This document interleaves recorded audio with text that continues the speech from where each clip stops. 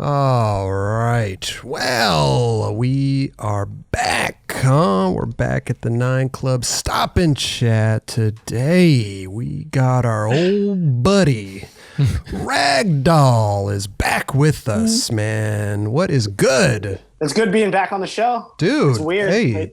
Welcome back. It's come down to this, us fucking face texting each other. I know, man. I know. We were talking, I'll take it, though. Yeah, he was one of the last guests that we had almost. Before, We had Steve-O was the last one. Yeah, but then, he was right before that. I Oh, really? Like. Yeah. Oh, I don't remember. Yeah, I think I was right before Steve-O. Oh, shit. 186? Maybe? 185. 185, okay. That was 2020, dude. The highlight of my 2020. Fuck. It can only get better from here. Your episode was good, bro. Like, a lot of people responded to that. And, I mean, if you haven't seen it, go watch his 9 Club episode, number 185. Mm-hmm. But a lot of things got discussed in there. I mean, we talked about, skating. We talked about firecrackers. We talked about what? Eating disorders. Eating disorder. I was getting to that, Raj. Yeah. I was getting to that. Bulimia, and also I can't remember exactly what it was, but you had something a problem with the groin, right? Oh, yeah, that was a hydroseal. Okay, and that remind people what that was again, real quick. It's like a water balloon around your testicle. Gotcha. It sucks. Right. Damn, It's fucking terrible. And did you go to the doctor to get that, water removed? Yeah. Or okay. Well, it's not around your testicle. Damn, we're getting into some fucking... Yeah. I was Straight off the bat. No, we talked about it in the other show, though. I'm just going over what... Yeah. Because we had a friend might that... not have seen it. Yeah, we had a friend, Richie, that went to the doctor because he saw that episode and something was wrong, and it turned out he had testicular cancer, and he got that. He got it fixed. Yep. He had surgery and everything. It's crazy. So what it is like when you get like abrupt force, I think you can get it like you don't have to like sack a rail. For me, when I fell from when I think I had started developing it is when I like tumbled over and my legs clapped together. Ooh. And it like slowly builds like a third ball in your sack. And it's like water. So it's like next to your fucking testicle. Right. And if you don't get it taken care of, it gets bigger and bigger and bigger and bigger and bigger. And it's fucked. That's not... Well, I think I got like... Yeah, I think that's the body's reaction to protecting whatever's wrong down there. The body always forms. And I'm not 100% sure of how it works, but I think it's like a tube gets opened up and it doesn't go back into your system, and it just drains fluid into like your scrotum area.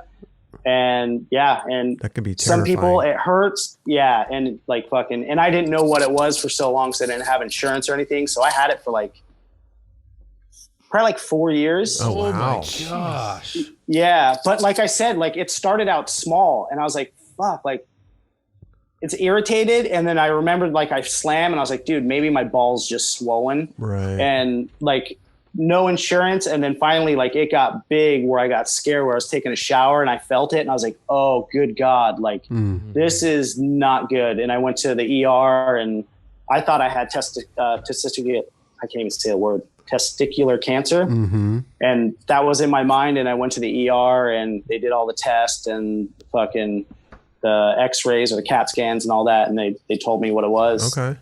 And yeah, I dealt with that for a long time because I couldn't get the surgery because I had no insurance. Didn't you get vertigo too? Was it vertigo that you got? Yeah. Fucking Meniere's disease. Oh, so I was having fucking ear trouble for and again, no insurance. So I was having I thought they were my ear was clogged a lot and I thought I just had an infection in my ear. So I kept going to the ER and they kept giving me fucking antibiotics.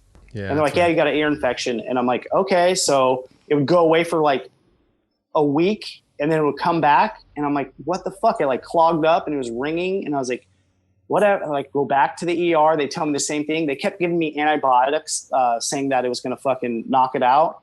And what it was it wasn't an ear infection at all. And all the antibiotics they gave me like weakened my ear so much where it caused my ear to have a stroke. Oh, that's and it completely I went deaf for, it was probably like 2 months. Jeez. And I had vertigo like no other, dude. Like it was fucking scary. And I didn't know what it was. My ear just shut down one day and I'm like, get up, and I'm like trying to walk around and I'm like holding the wall to try and stand up. And I'm like, what the fuck is going on? Went back to the ER, had to have someone drive me, drop me off in front. And they're like, oh, you got an ear infection. And I was like, there's more to this than that. Yeah. And fucking dealt with that, like not knowing what it was, like ear infection. And then finally when I went to the ear, nose, and throat doctor after I got the insurance, they were like, told them all the symptoms and everything and yada, yada, yada. And they're like, oh, you have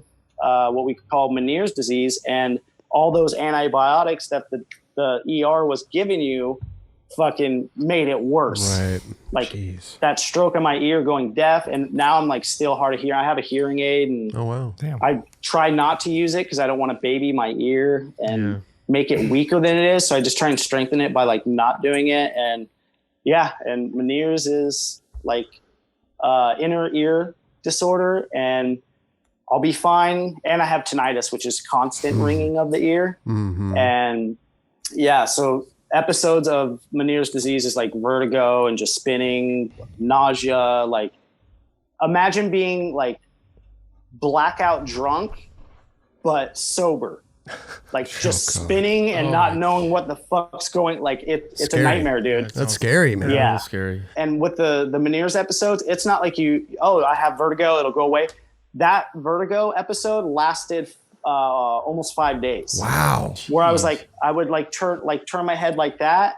Like if I turn my head like that, it would take like 3 seconds for my vision to catch up. Whoa. What? And then once my vision catches up, it hits like that, and I go into like a fucking like a tailspin. Oh my god. It's crazy. Like I'll look this way, my vision will go like that, and then once it catches up to my eyes, then I just get dizzy. So I had to like turn like this, like that. Mm-hmm. Couldn't even like barely like driving. Like no. Wow. Do you feel it coming on, or it just hits you out of nowhere? I'm used to it now, where I'll start to feel it like creeping in, and then I'll try and do some stuff like what I thought were like some meditation type of shit, like to kind of like relax my mind, because high stress causes like some of the episodes, and there's a lot of stuff that goes into it. But yeah, most of the times I can feel it coming, and sometimes it's like the day before I'm like, I'm gonna be fucking dizzy tomorrow. Oh wow. I know it, and I'll wake up and I'll be like, yep.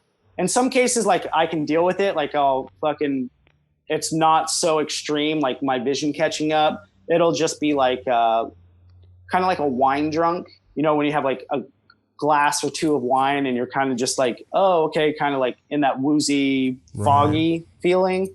But it just still doesn't feel good, because then I'm just like, dude, I can't do anything today. I can't go skate. I can't do one of my exercises. Like you're just pretty much, you're stuck at home. Sure. Yeah, that's a lot to deal with. Yeah. And you just start like I said, with my diet, and no meat, no dairy, and even salt, like fucking, I got to watch my sodium. Like I haven't used salt on anything for 2 years. Wow. What do you eat? Good question. And basically the only way to like answer it is I don't eat anything with ingredients in it. Okay. So think about it as like, you go to the produce section and you get a cabbage. The cabbage is made of cabbage. There's no other additives to it. Yeah. You know what I mean? If I want carrots, I get a carrot. If I want fucking avocado is an avocado. Mm-hmm. So I guess that would be like a raw diet, but I just don't eat anything with ingredients in it. What about ice cream? No ice cream. No ice cream. I don't really have a sweet tooth. Really? I fucking, with like, and it's crazy because when I first started being plant-based, I realized how much stuff I thought I liked from what I actually do like. So now when I get like a sweet tooth, I'll eat like a fucking whole watermelon, dude. Oh yeah. And like, sure. It like, and then you can freeze mangoes. Like I just, my natural fucking sweets now are just fruit. And then I'll do it like a protein bar. every once in a while. Cause like when I go on my runs, I'm like, I need to put something in my body. Yeah. So I'll just like, and they're pretty clean too. It's like pea protein and stuff like that. And then RAR, John Mata's company, the protein powder they use is like vegan, all like it's the cleanest you can get. So I do that. But as far as like eating, it's just like, it's so simple. Other people think it's so difficult. Yeah. Like, well, what would you, they have so many questions. I'm like, dude, it just is what it is. It's just like food. That's all it is. It's you're used to it. Like, yeah. And how does that affect your skating today though? Cause you're out there ripping, man. I see the Instagram clips, bro. Dude, I just I just try and work with what I'm dealing with. Cause with the Menieres, I've had to change up everything. I quit drinking. I quit eating meat, dairy, caffeine. Like I gave up fucking coffee, soda, like everything that I used to do, because a lot of it triggers the symptoms of what it deals with. Like it'll thin out your blood, and the less blood that goes to my head, it cuts off oxygen, and then I'll fucking get a dizzy spell. Wow. So I've been sober for 2 years. I haven't had meat or dairy for 2 years, caffeine in 2 years. So it's basically what I had to, what the Menieres taught me was to take better care of myself. Sure. And I feel fucking great. I know, man. You're doing all this like workout. You said before the show you went on like a 3-mile run or something? 3.5 miles. Yeah, I do at least. It's 110 degrees out there. What are you doing? No excuses. Proceed. God, bro. It ain't going to get any cooler if you complain about the heat. Just live through it. I'd probably get 3.5 feet and then turn around and go home, man, let alone. But your body, you acclimate to it. Like when I first started my runs, like I would probably do like a 1/4 mile, and I'm like, this is the worst. What am I getting myself into?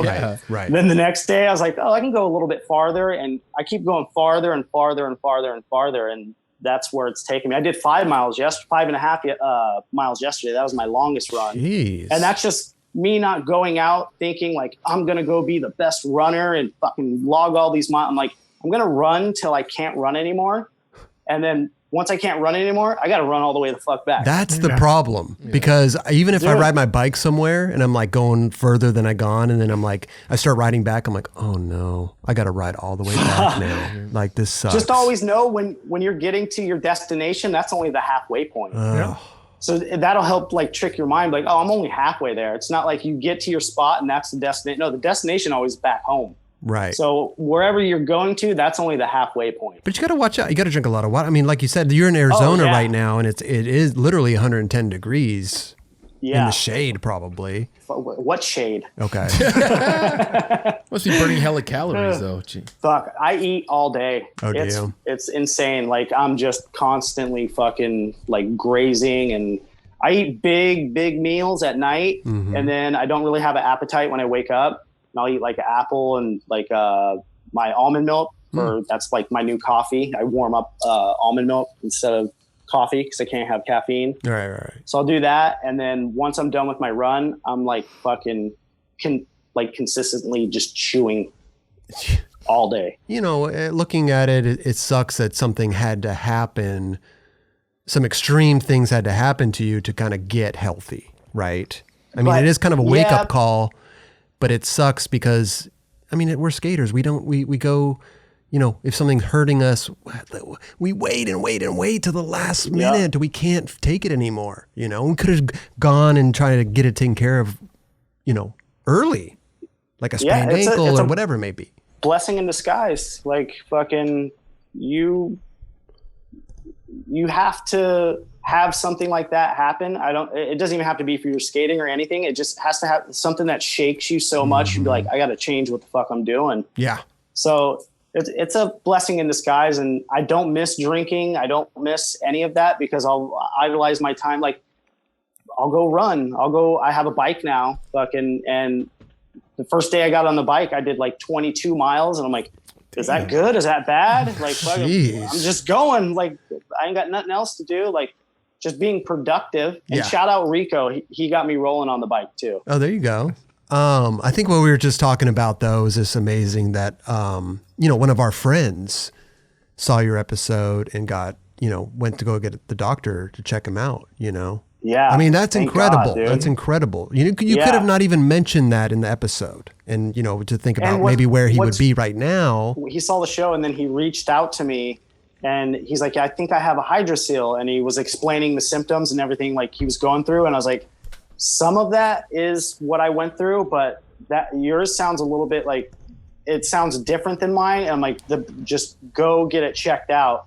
And sure enough, he did, and he got fucking that diagnosis, but he got it taken care of. But and I'm not even like, I'm glad I went on the show for me to put it out there, but I'm not taking any credit for him reaching out. Like it was just like fucking mind blowing. Like, holy shit. Like that was the first time it kind of really sunk in, where I'm like, holy shit, what I did talk about might have helped somebody. Because I was having like really bad anxiety, like the bus ride back and before you guys sent me the edit, and like I didn't even watch the edit. I was like, it is what it is. But it was a great episode. And by the way, we're not putting Richie on blast. He had posted it on his Instagram and all that stuff. So we're not saying anything like that. We're but fucking celebrating. He's still with us. It's fucking great. Yeah, he's ripping still, dude. That dude is so good. Because I didn't know he was a part of it. Because my DMs were flooded with fucking, and I made sure I answered every single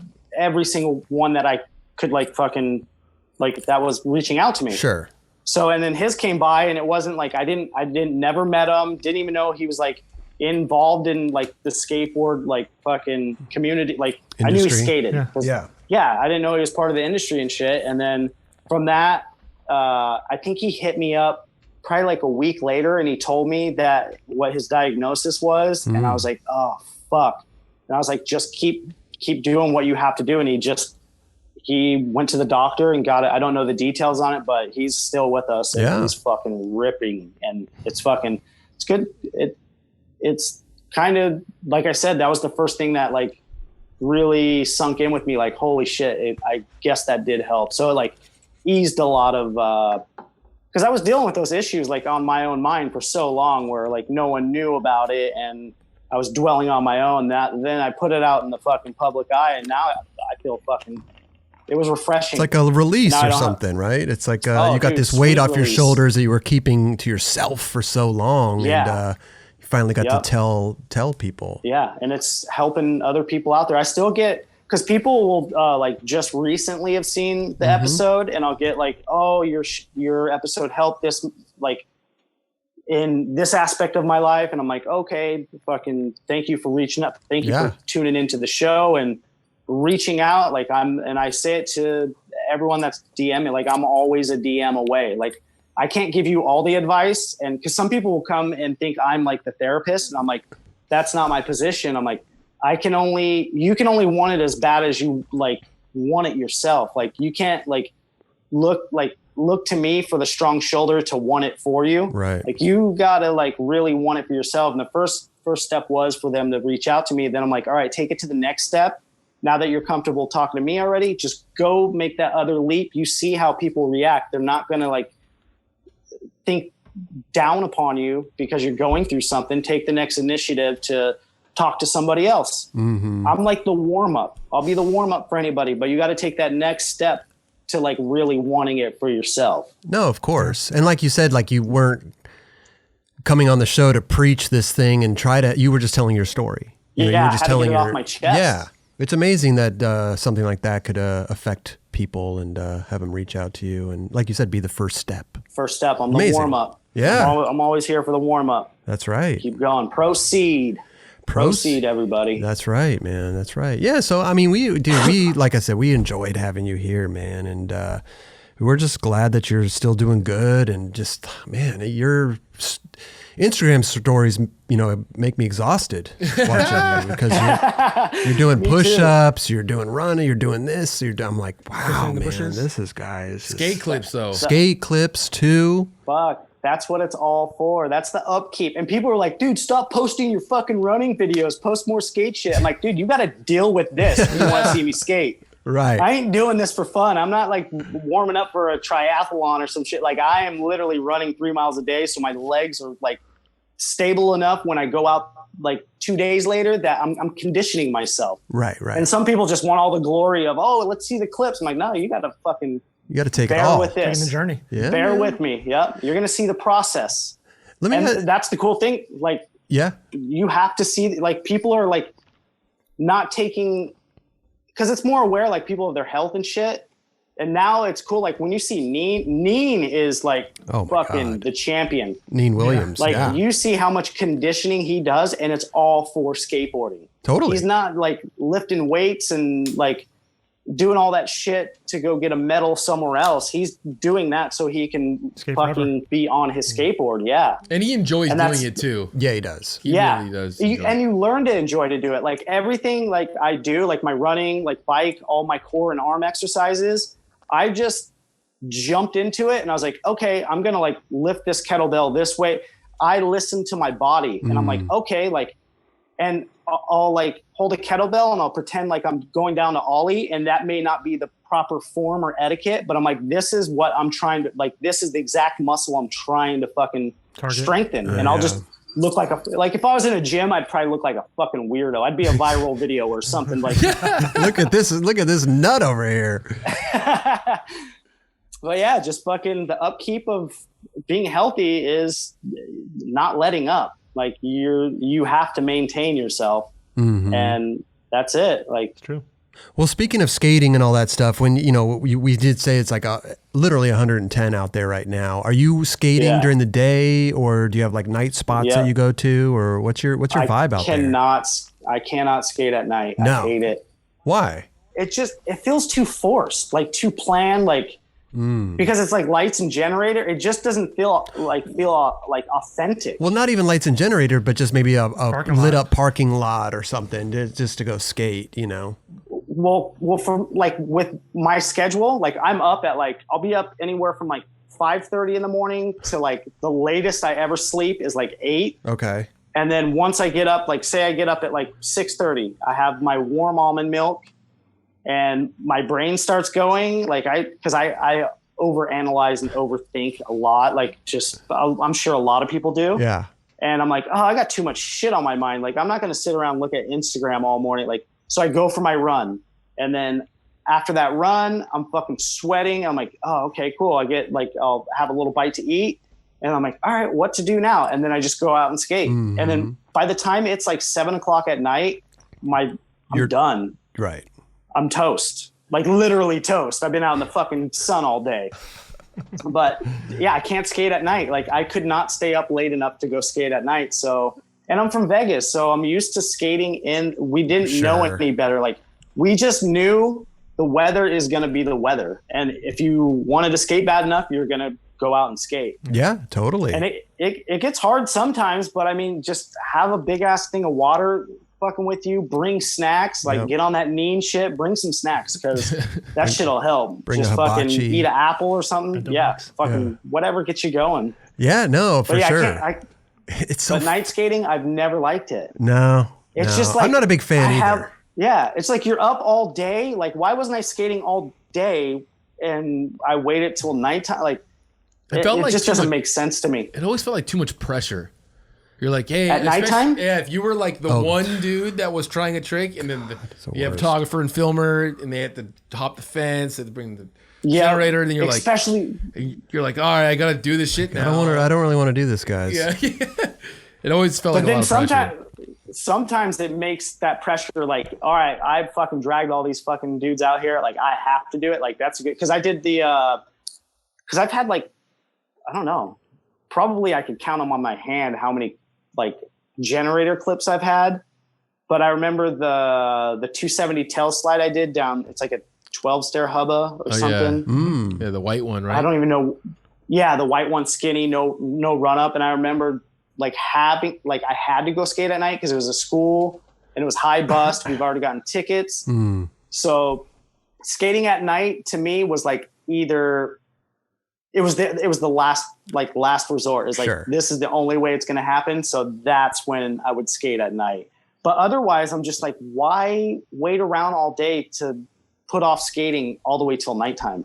No, it's true. I mean, I'm not a big fan of night skating either, and my window slowly closes throughout the day. If it's like, noon, I want to get out. I want to get out of the house as not as early as possible, but at a reasonable hour, before noon or before 1. But at 1, 2, 3, 4, the window's closing. I don't want to go out and skate after that, you know? And like you said, it sounds planned. It sounds forced. Like, I'll meet you at the spot at 8 o'clock at night. What if you work all day? 8 o'clock at night.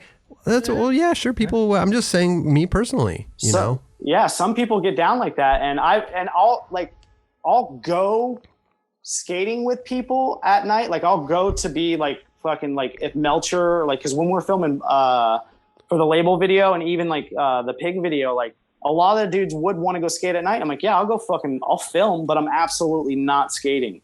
Like, I've already done that. I've already had my full day. Like, I'm here for you, but this ain't it for me. Yeah, just go to support for sure. Yeah, you know, you should try and get out of the house by like 9 one day, Chris. And just see how fucking like it'll fucking open your mind, dude. Is the sun up at that time? Holy shit! Yeah, it should be. Okay, I'm just making cloudy. sure. I know how you get the overcast. No, sometimes I do, but you know, I have such a routine though. You know, I wake up at a certain time. Yeah. And listen, for the longest time, I mean, I still set my alarm for about 9ish. You know, just to make sure I get up because I could sleep. But it actually took me the longest time to actually wake up that early, kind of automatically. Because you don't go really, yeah. I go to bed really late too, but man, it took a long time. And then finally, my body's now adjusted. What time do you usually go to sleep? You know, it could depend anywhere from 2 to 3 in the morning. Sometimes if I'm editing or doing stuff. Oh, because you're editing and stuff like that. Yeah. Or working. What on about you, Raj? I've been going to bed around 11 at night. That's good. Nice. Must be nice. Kelly? What time do you wake up though? I got up at 5 this morning. 5. What? Roger wakes up pretty Hell early. yeah. Yeah. I'm like, I kind of, this depends. I don't know. Like, usually I'll go 11 till like 2. You know, just you wake up at 11 and go to bed at 2. Yeah. Yeah, it's like more. It's just, you know, it's crazy how much you think. I mean, I don't know if you do this or you guys, but I think a lot at night, and it always keeps me up. Yeah. So I'm always, I don't know, it just depends. It just, you know, you have that, you want to wake up and you want to do stuff, and then you wake up and you're too tired. And, you know what I find funny? See, I can watch a TV show at night on my couch. Got a call from, I don't know. Some random number. You know what that means, Ragdoll? Don't answer it.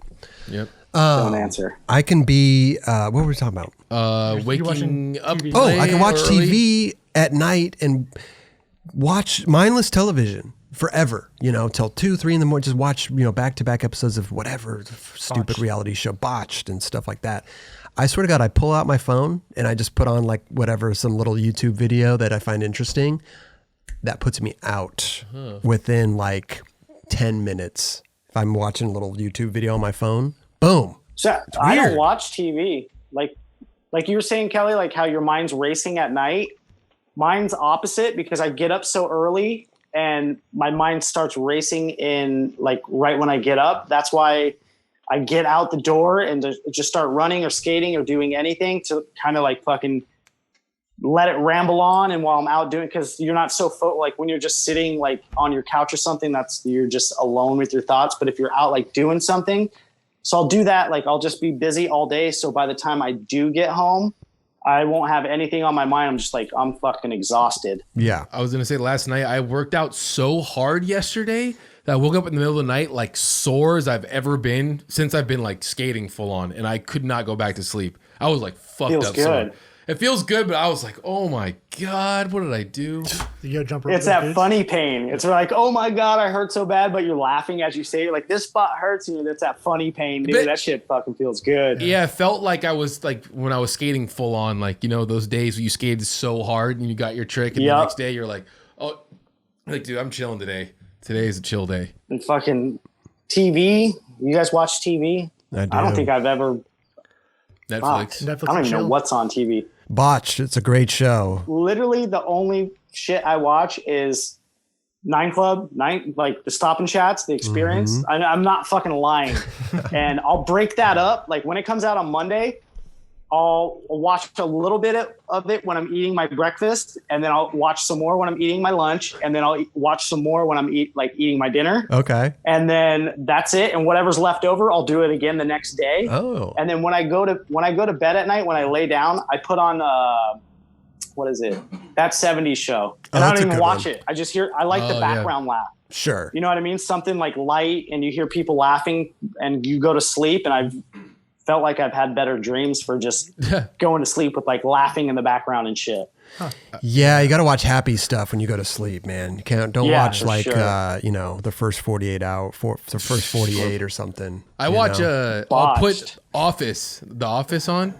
That's always, and then you have that song stuck in your head. You're like, dun, like, see, then you have that shit stuck in your head. I've done that before, but I've had fucked up dreams where that song is playing in my dreams. Like a fucking Seinfeld, fucking bass What kind of dreams are you having? I would have that shit. Yeah, some Seinfeld Costanza shit. Like, I don't know. I just hear the bass line.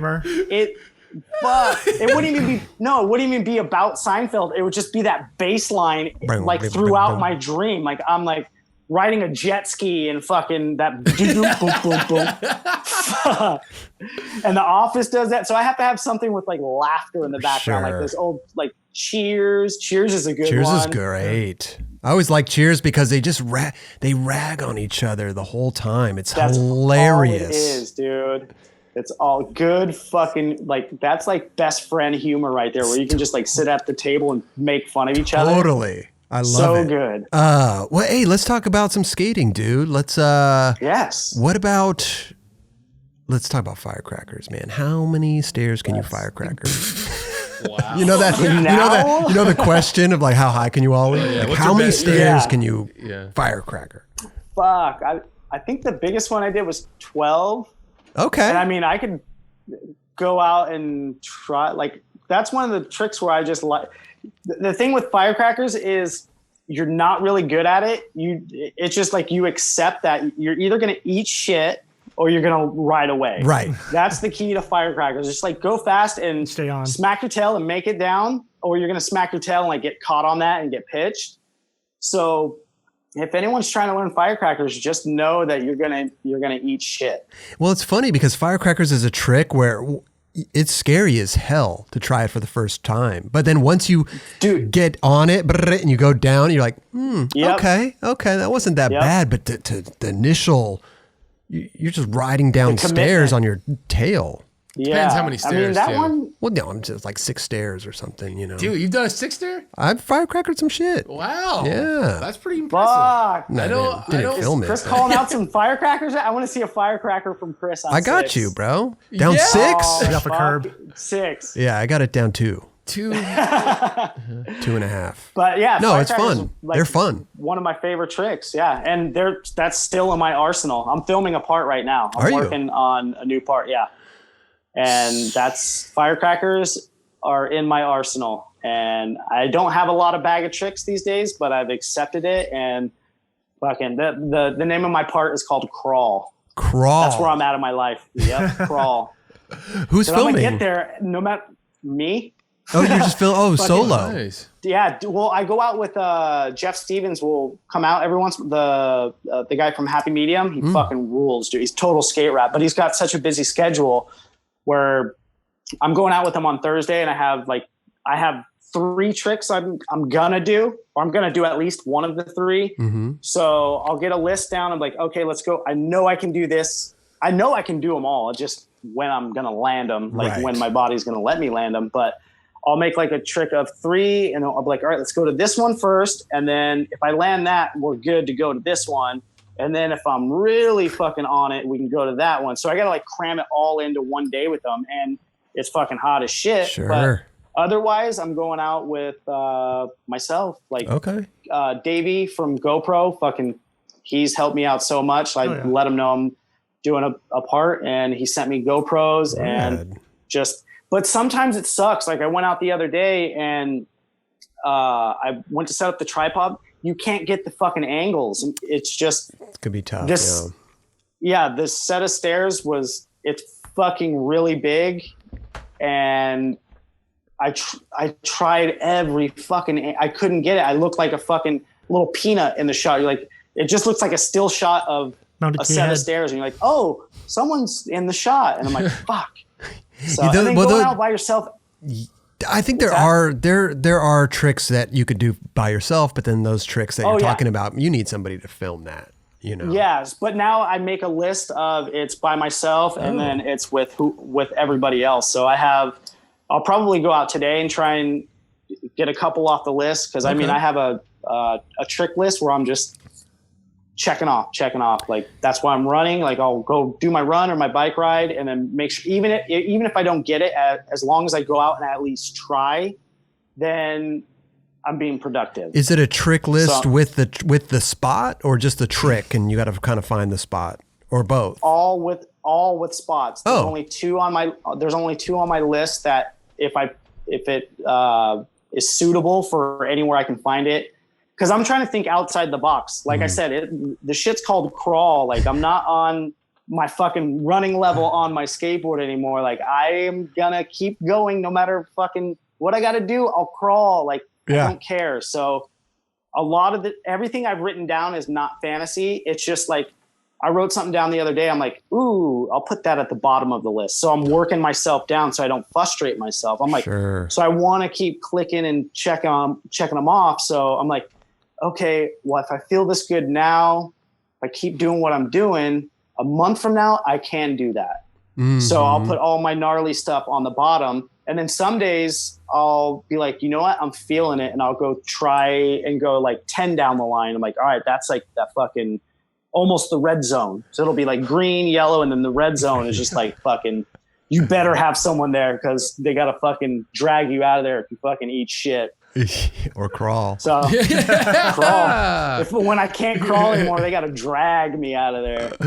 That's amazing, though. That sounds very, man, I used to have a trick list. I don't think I knocked any of them off the list, though. Dude, it's so motivating. It can be. But because you got to make a trick list that you are capable of doing. And if anything else is better than what's on your trick list, that's just the cherry on top. Just write down what you know you want to do. Like, I want to see this in the video and that and that. Like, I know I can do this. I want to do it. And for me, all my tricks are just like, when people watch the part, I just want them to be like, fuck, he's just doing his shit. Like, I want him to be like, see a spot and be like, oh my God, why didn't I think of that at this spot? Like, not necessarily NBDs, but just like, why didn't I think of that? Like, just being creative because everyone out there is so fucking good. I'm not trying to keep up with it. And I like never really have. So now it's just like, I've watched a few of the new parts. We're cutting out there. Frozen. Can you hear me? Yeah, there you are. Oh, but I was just saying, like, there's so much going on in skate parks where it's like overwhelming and so much. Like, you don't really get to see anybody like how they push up to anything or like fucking how they fall. Like, there's no slam clips or like when they like fucking like power slide to stop. That's like there's just like no like feeling. It's just like I can do a really good trick. Yeah. It's like, this clip's better than the guy's last part that they dropped yesterday. So I did a flip out of it. It's like, dude, I didn't even see you push up to that thing. Like, you know what I mean? There's like no personality to it. Yeah, for sure. Yeah. So it sounds like you're making this video. I mean, just it's for yourself. Definitely for myself, but it's a give back of people still wanting to see me skate and encouraging me to skate. So it's like, and like I said, this one's crawl. So this isn't the last video part I'm putting out. Like, this is the start. This is like the beginning of the new beginning. So this part, whenever it's done, I'm not doing like taking a year for it. Like, I have the list of where I know I can get it done fairly quick. Okay. So that'll be the jump off when you see me put out this part. It's just like, all right, this is who I am right now. Then the next part will be like, okay, this is who I am now. But then if you like backlog and look, you see the progression. Sure. You know what I mean? Oh yeah. You see me going from doing a tail slide in this video to maybe the next video part, you see me doing a tail slide kickflip. Right. You're like, holy shit, progression. So it's back in the days when we saw videos, like you would see your favorite skateboarder in like, say, Welcome to Hell, Donnie Barley do a trick.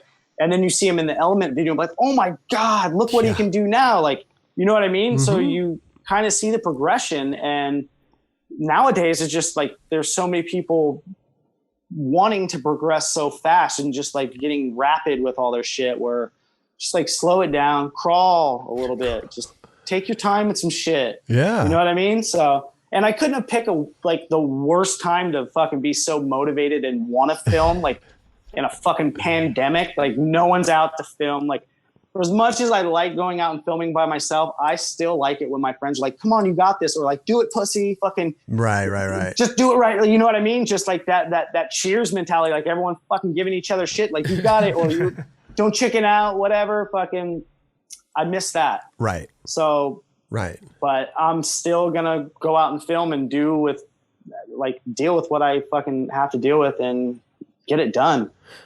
It's great.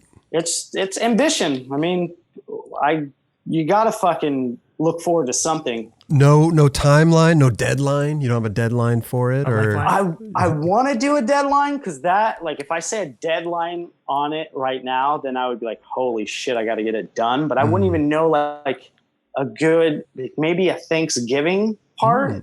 That's interesting. You know, like put it out around Thanksgiving. Because what are we in? Like 3 months? September, October. Yeah. Should we say Thanksgiving? Well, it's the end of the month. Well, that's up to you, man. If that's up to you. Chris has been saying late November for 2 years. Oh yeah, you're trying to go. You're trying to run up against me, bro, for Sodi. I don't like back this. to back, dude. I don't know, man. November, December. Sure part. Maybe February. February? Yeah. I'm thinking because I want to get this one out because I want to get going on the next one. Okay, that's fine. Okay, you know what dude, I mean? you could be a runner with me. Okay, you could be in contention with Sodi. That's fine. Because it's gonna be crawl, and then what should the next one be? Fucking like stand and deliver, and just come at you. I don't know. That's good though. It's rad to challenge yourself and put out something, you know. And like I was saying before, it's like when I say you're doing it for yourself, it's like, listen, you don't have, you know, these companies breathing down your neck, and they want to film this part and put it out at this time. Like you're just doing it for yourself. That's what I meant. Yeah, but I mean, if any companies want to fucking work with me, let's do this. Of course. Holler at them. I want to get out of Arizona for a little bit, but I'm fucking down to film. Sure. Put me on a fucking plane ticket to Paris. Ooh. No, I'm down for it. I'm like, it's for myself, but like, it's me convincing myself to fucking get out of my bubble. Just like when I went on the show for the first time, just get it off your chest. It's just this first video part is me getting it off my chest. Is like, I can't do what I used to do, but I'm still doing some shit. You know what I mean? And I'm going to continue to do it. Well, it's funny because, you know, after you came on the show and we were talking about slappies and everything, like right away you were out doing slappies. Yeah. You were learning the slappies. You were filming them. It was amazing. And I've come to the conclusion I don't like slappies. Oh. It's not for me. I kind of did the same thing. I don't like them. Yeah. Really? Why? It feels forced. I'm like, seriously? It's something I never did. Like, it was never part of like me going out skating as a kid or anything. And now like learn it. Like I know how to do them, but I don't find any enjoyment in it. It's like almost me. Curb to skate. Yeah, it's also the curb. It's could what be that, curb like, you have. And I am by myself, and I'm like, fuck, dude, I can't. You know what I mean? But no, it still doesn't have that firecracker feeling. I'd rather go to a forced air and firecracker all day, that same forced air, than to slappy the curb. And I've tried. I'm like, dude, I want to make it fun, but it's just not. Have you ever done like a 180 firecracker? So it'd be like a 180 switch firecracker. Yep. Okay. And I've got some stuff in the works. Switch? Some variations. Switch 180. Switch firecracker? Switch firecracker. Yep. Yeah. Kickflip firecracker? Tray flip firecracker. I was never a flipper, dude. I wanted to do kickflip firecracker. You remember the Red Bull Seek and Destroy that tour me, you, and Joey and all them were on? Yep. And one of the spot missions was Santa Monica triple set. Yeah, okay.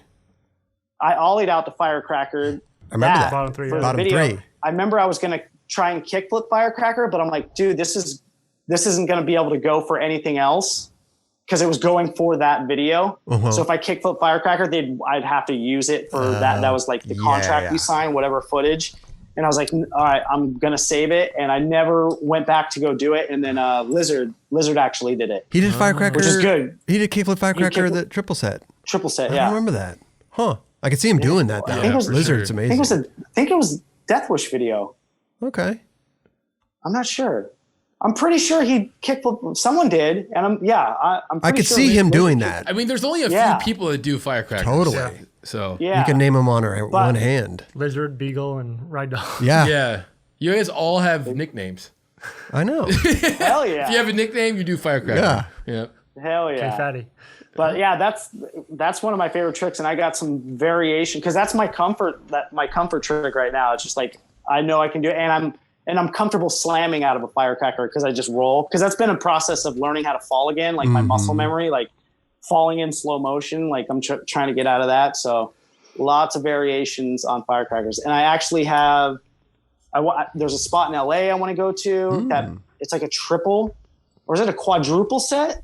It's the marble one. Tyshawn switch backside flips. Oh yeah, the switchback heel. He battled for it. Switchback heel. Yeah, that's in downtown. Oh, the downtown triple set. Yeah. Is it a triple set? It's a triple. Yeah. Oh, okay. Yeah. Just really hard to the shit in skate. my mind. Security guards. Yeah. A lot of dodging. Just fucking rush. You're not kicked out until you're in handcuffs. Oh keep shit. running it. Man. Just keep running it. Yeah, it's interesting. I never really thought about firecracker. Yeah, it's like you, Lizard, and Beagle. Who else does firecrackers? Matters Apps did El Toro. Matters. Oh, that was insane. Oh. Yeah. Did you ever want to do it down El Toro? No, I went to El Toro once, and we already talked about that. Just to look at it. Yeah. No, you did the jump out. I gotta post that on Instagram, dude. That was insane. But yeah, what Matters did, that was just like holy shit.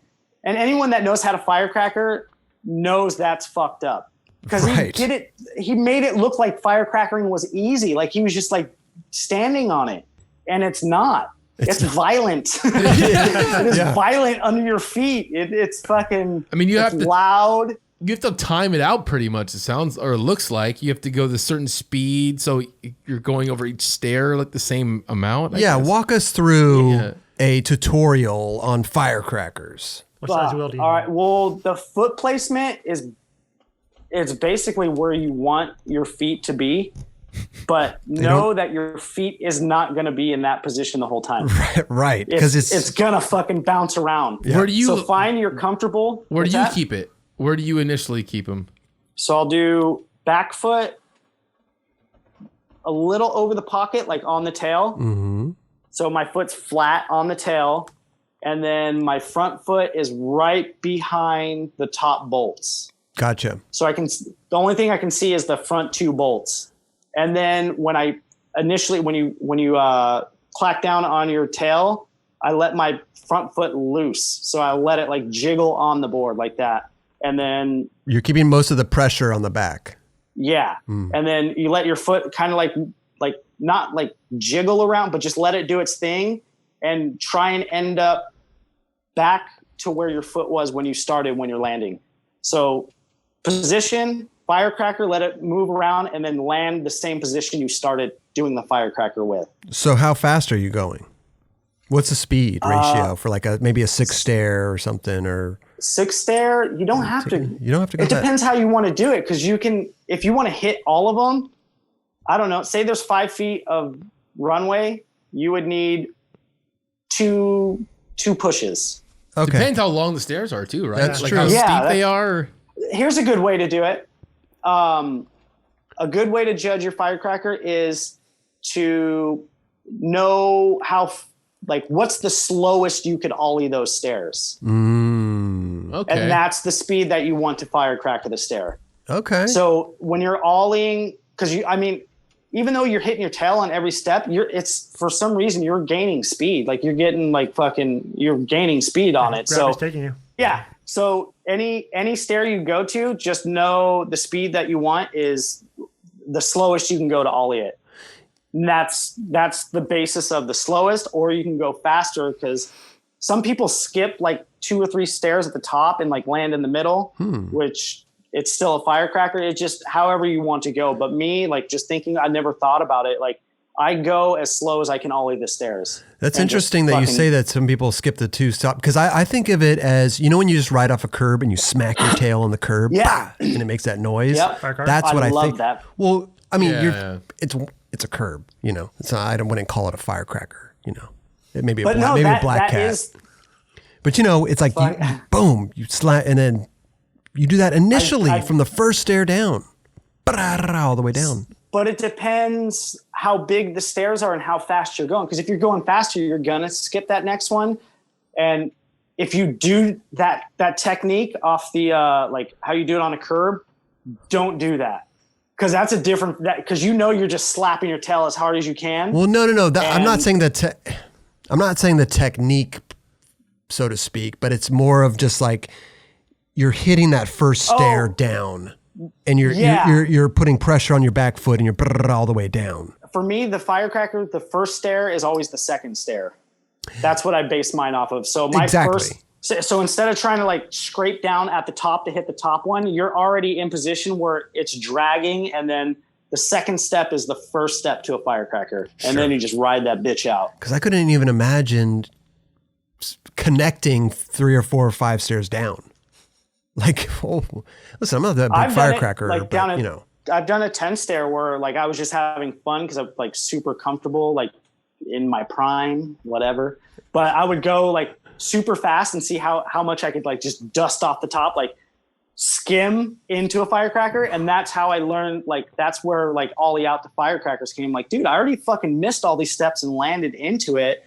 So you can do a 10 stair and land the 5th stair down and just firecracker the last 5. It's all how you do it. Like that's why I like firecrackers. Cause every single, like if you, Raj and Kelly went out and did it, like, to a 4 stair or a 5 stair, you would all have different firecrackers from the way you land, the way your feet look, just everything about it, the way you're rolling up. Some people carve into it.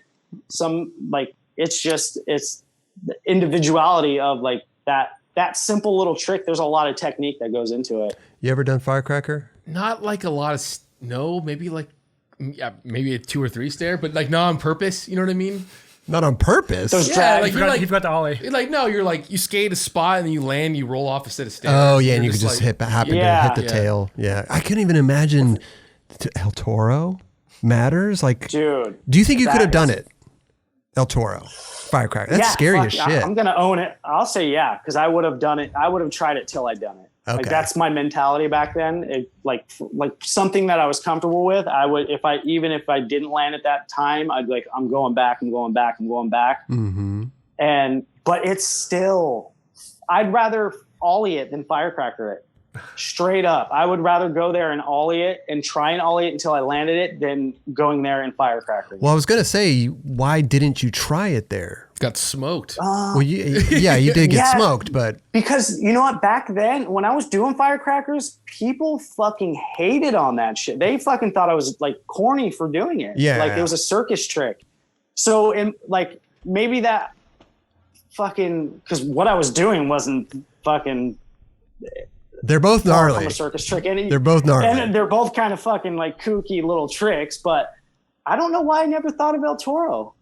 I think other people liked my firecrackers more than I like my firecrackers myself.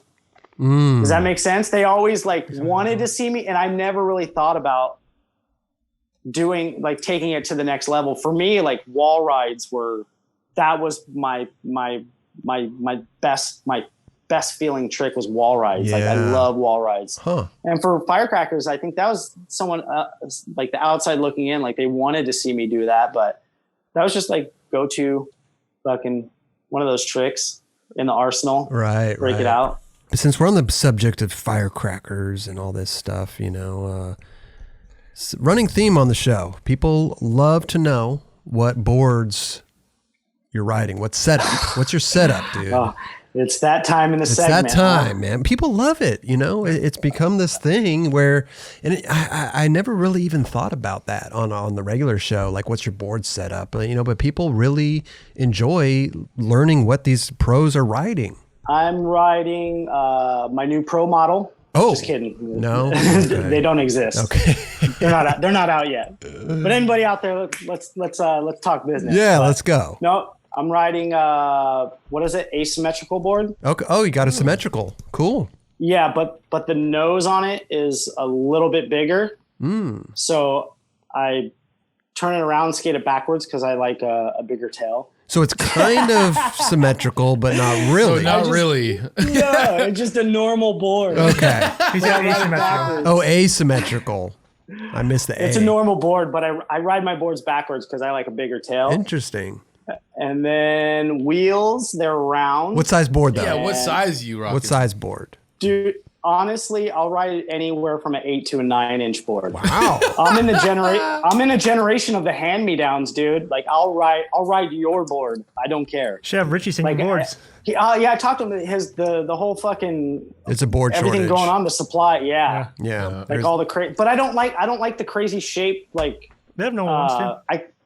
Oh, do they? Yeah, they have a couple. For sure. Yeah. So size isn't an issue for me. Like I'll seriously, because growing up, like in the age of like when you had a hand-me-down, someone gave you a board. Because nowadays people are like, oh, I don't want that. It's not my size. Like back in like when I was growing up, it was like, yep. You would take it. Like I remember fucking someone gave me I think it was a Scarecrow board, and it was 9 inches wide. And Kenny Anderson actually pointed out, he's like, why is your board so big? And I think it was Joe Namath gave it to me. And I was like, I don't know. He gave it to me, and football that's player? what I'm riding. That's what I thought. No, I didn't know he'd there skated. Wow. Yeah, there was a pro from older generation Vegas too. named Joe Namath. Joe Namath. But yeah, Joe Namath. Oh, Namath. Oh, my bad. But yeah, anywhere from an 8-inch to a 9-inch board. Okay. I don't care. Gotcha. Round wheels. Round. No flat spots. Flat spots are not As long good. as it's not flat spots. Yeah. Wide round wheels, or do you skinny? I don't know. I seriously will ride anything. Preference, like my favorite wheel ever was it was pig wheels, and it was called the Curb Chomper, and it was it was square but round.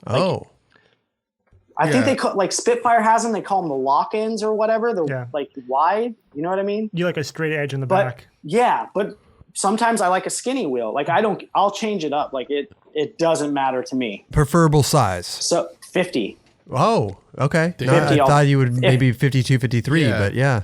No, if anyone makes a 48 or 50 wheel out there, DM me. That's what your about, shit. Is it firecracker wise? Is a bigger wheel better or smaller wheel better? I always, every pro wheel I had was a size 50, and I would ride them for months. So I was seriously riding like a 48 millimeter because they would wear down. And that's throughout all. The biggest wheel I ever rode was a 52, and it felt way too big. I'm on 53s right now, the Rowan Spitfires, and they're so big because I can't find 50 millimeter wheels anywhere. So I get on them, and it's so hot. Yeah, exactly. I just go push around, and the heat out here like shrinks them down. But fucking 48 to 50 millimeter wheels. Okay. What kind of trucks you got? Right now, thanks to Jim Thybod. Jim Thybod, yeah. Every show, right? Isn't he mentioned every show? Jimmy Thybod? His name is Jim Thiebaud. Jim Thiebaud. Yeah. Oh, it's Thiebaud. Yeah. I don't know because I don't talk to him over the phone. I just read his name and I like pronounce it however I think it is. It's I love Thiebaud? that. I'm going to start calling him Thybod from now on. Thybod. Thybod. The old Thybod. Mr. Thybod. Kind of a good name, actually. It is kind of Mr. cool. Thybod. Who's on the phone? Dude. Sounds like Jim Thybod. Sounds like a school teacher. Yeah, Mr. Thybod. Mr. Thybod, can I go to the bathroom? Fucking Deluxe's muscle right there. Thybod. Thybod. But yeah, he sent me some, they're the best trucks ever. Fucking Thunder Titaniums. Okay. Holy shit. They're amazing. Let me ask you a question though, because right now you're saying, whatever you get, you'll ride, from an 8-inch board to a 9-inch board, whatever wheels. Back, in the heyday, well, maybe Black Label, pig wood, all that stuff. What did you have, like a certain setup back then? My pro boards were 778, and I think maybe an 8-inch board on that was on Black Label. So this was like when like an 825 was like a fucking 9-inch board back then. Like an 8-inch board was like the 825 now. So 778 was always my pro board, and like I said, I would ride any boards. I'm the graphic kid, so I'd see like the Black Label boards, and sometimes I'd be riding fucking when Hosoi had his stint on label for a little bit, the Rising Sun board they did. That was like an 8.75, and I rocked that because I liked the fucking the graphic. And then I'd go to one of my boards if I like, but I never really liked writing my own graphic. I thought it was corny. But sometimes I would, and that's a 778. and then I'd ride a Jason Adams, and that would be like 8.18, and then like I said, it just fluctuate where I almost get more madness if I know something is the same size every time, except for my wheels and trucks, obviously. Wow. Because I don't want my truck sticking out. So it's good because you adjust when you don't have a board preference, you adjust. Like the board I'm riding now is 8 point. I'm going to set it up today after this. I'm getting juiced to go skate, but it's an 825. So with that 825, I'm going to skate what that 825 wants me to skate.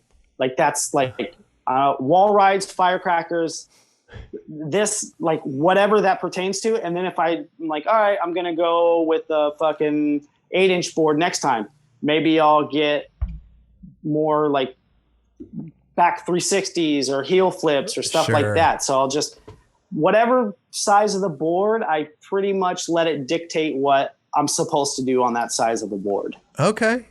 It makes it fun for me. It's just like, instead of having like if my board was like an 8-inch board and I did everything on that, it wouldn't have this, I don't know, it wouldn't be as fun, I guess. That's funny. You got to keep yourself guessing.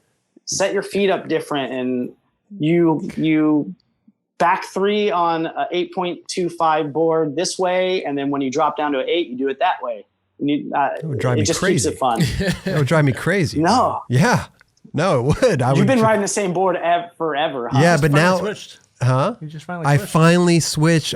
Well, listen, I still have my 775 board. You know, if for some reason I need to go out there and flip it, I got the 775, but you're doing a whole different group of tricks though now. Yeah, now it's like, I mean, you're right though. It's like I adjusted to the curb. And doesn't it make the bigger board you're riding now, doesn't it make it feel like the trick is new again?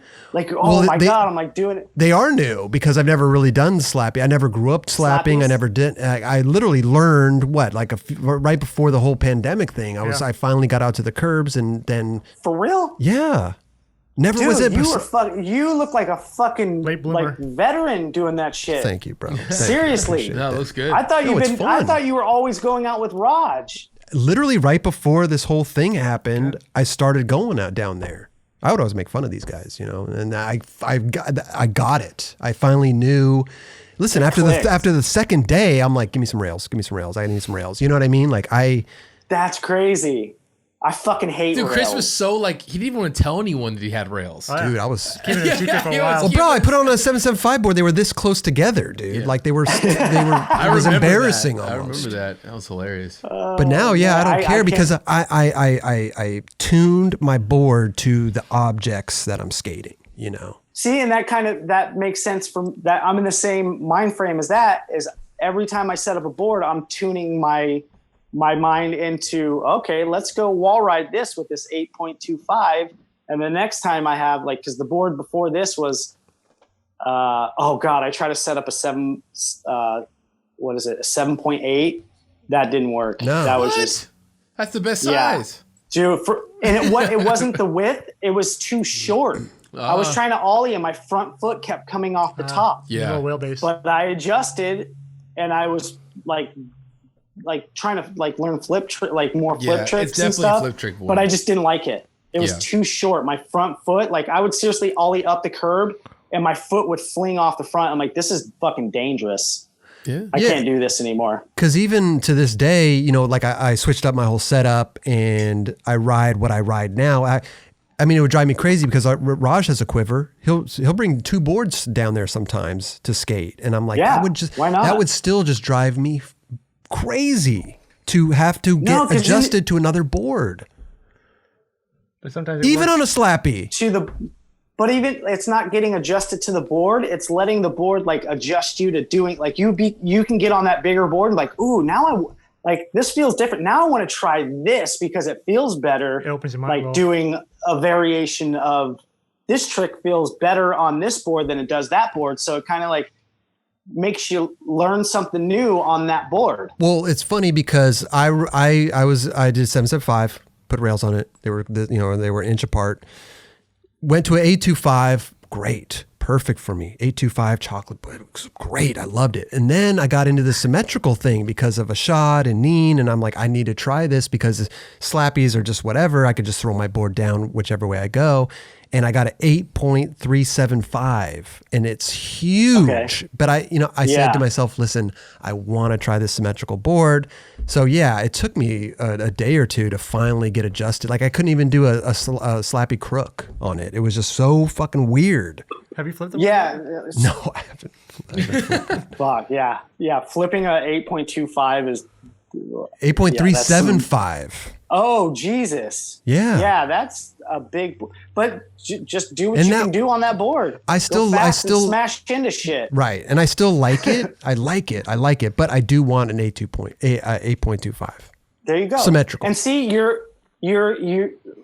but like the boards that you were riding your whole life, now you got another vocabulary. Like now I want to try 825. And then once that 825 starts feeling like the 775s you've been riding, like now I want that 838.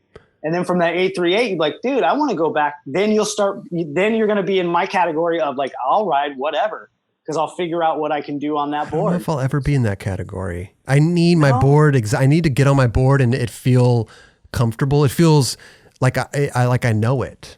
If I'm unfamiliar with something, it's horrible. Well, I'm just saying like it's foreign to get on a different board, but you kind of like work with it to be like, okay, I can't do everything that I'm normally like doing. So let's try something different on it and maybe learn a different trick on that board. Totally. You have just a different like mindset, I think. I just can't do that. Yeah. It's like chocolate vanilla. Like you like what you like. Fucking there's no argument. There's no right. There's no wrong. It's just, and fucking some people like have it down to a science. I'm like, that's just too much thinking for me. Like I don't know what my wheelbase is. I don't even know the length of my board. I just know when the board is too short. I'm like, okay, that's too short. I don't know what the length is, but that's just too short. Yeah. But some people have like wheelbase. I don't know what any of that means. And I don't want to, because then I'll start thinking about it. And I don't need You'd rather just kind of be free. Yeah. I just want to be able to pick up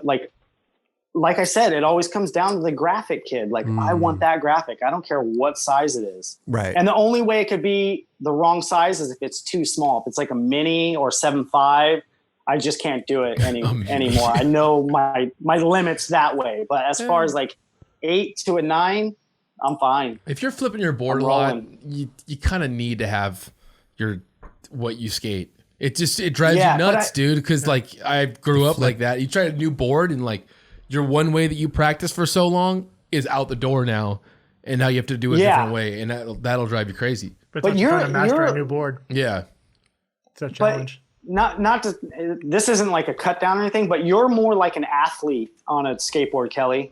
Like like you have like your flip tricks and all that stuff. Like like you're like performing. Like I watch you skate, I'm like, holy shit, that was fucking like beautiful. Like your 360 flips and you're like, oh, I'm relearning my nollie flips. I'm like, motherfucker, if that was your worst, that is my best. Like ever.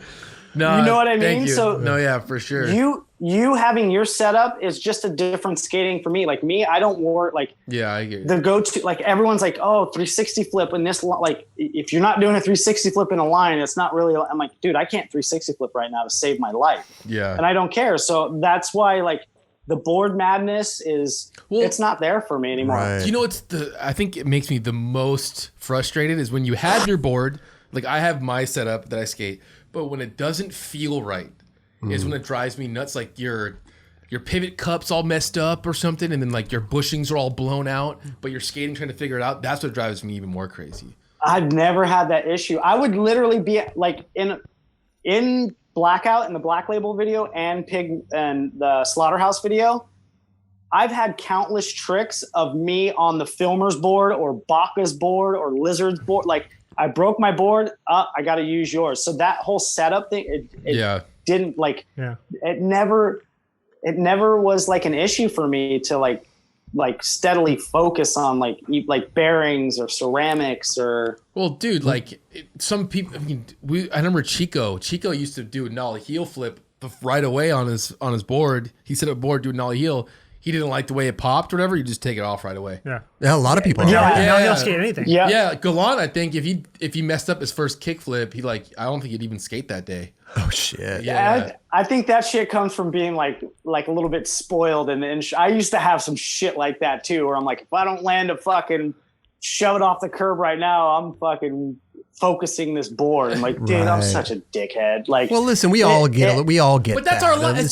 That's the only thing we have to do. Right. Like when you're a skateboarder, that's all you're doing. And it's the only thing you know too. So you don't know you're like someone's in need of a skateboard over here. You're just in the moment, like, yeah, if I don't land a kickflip right now, this ain't the board I'm set up. Well, yeah, it's dude, like, you know, pro basketball players, pro athletes, soccer. I mean, if their shoes aren't right or whatever, like, of course they're going to change. Yeah. Them. Yep. I don't know. Yeah, that's funny, Raj. It's true. No, I'm just imagining like a basketball player getting pissed off in the middle of a game, like taking his shoes off and trying to focus on dude, that. It's not trying to focus on. Well, dude, they'll them apart. Check out basketballs and shit like that. Oh, dude, they do the whole thing. Yeah. It's like the pitcher will look at a baseball and be like, "Fuck, I don't like this one. Fuck it." But what about your trucks though? Like if you're grabbing somebody else's board and their trucks are too loose or too tight, I mean that's. I'll do like the fucking the 5-minute fix, whatever. Just adjust it, try it, adjust it, try it, adjust it, try it. Like, wow. Because that's just like the mentality of because like when I'm filming like for a video or anything, like it's business to me. Like how the word fun, like as it's used so much, like for me, it's never. I mean, I got into skateboarding because it was fun, but the act of skateboarding to me, it's just fucking especially when you're filming, like you feel like you're going to be empty inside if you don't get this. Like you're just so driven where fun is just put in the back of your mind and you're just like fully focused and just like, I have to do this. So for me, like it didn't matter if the trucks were loose or big or it wasn't my size board. It was just like, I have to fucking get this done no matter what. So I'll adjust the trucks. But that was the only thing about grabbing someone else's board if they were too loose. But most of the time, everybody in our crew skated the same type of trucks. Because now there's so much variety. Back in the day, everyone was pretty like if you were Hesh, you were doing Hesh shit. If you were Tech, you were doing Tech shit. So if you're with your boys and you're all doing Hesh shit, you know, like pretty much everybody's trucks are the same. You know what I mean? Right. And the only issue I had coming into that was when it would be like me and Grant, our filmer, and I would grab his board and he was like, he liked to carve and shit. And he would follow Cam like in skate parks and shit. So he had really loose trucks. That was the only time I think I ever adjusted trucks. Huh. And I mean, fucking, I've been on sessions where, what was that? Hollywood. There's the Hollywood 12. And I was trying to back 3 it.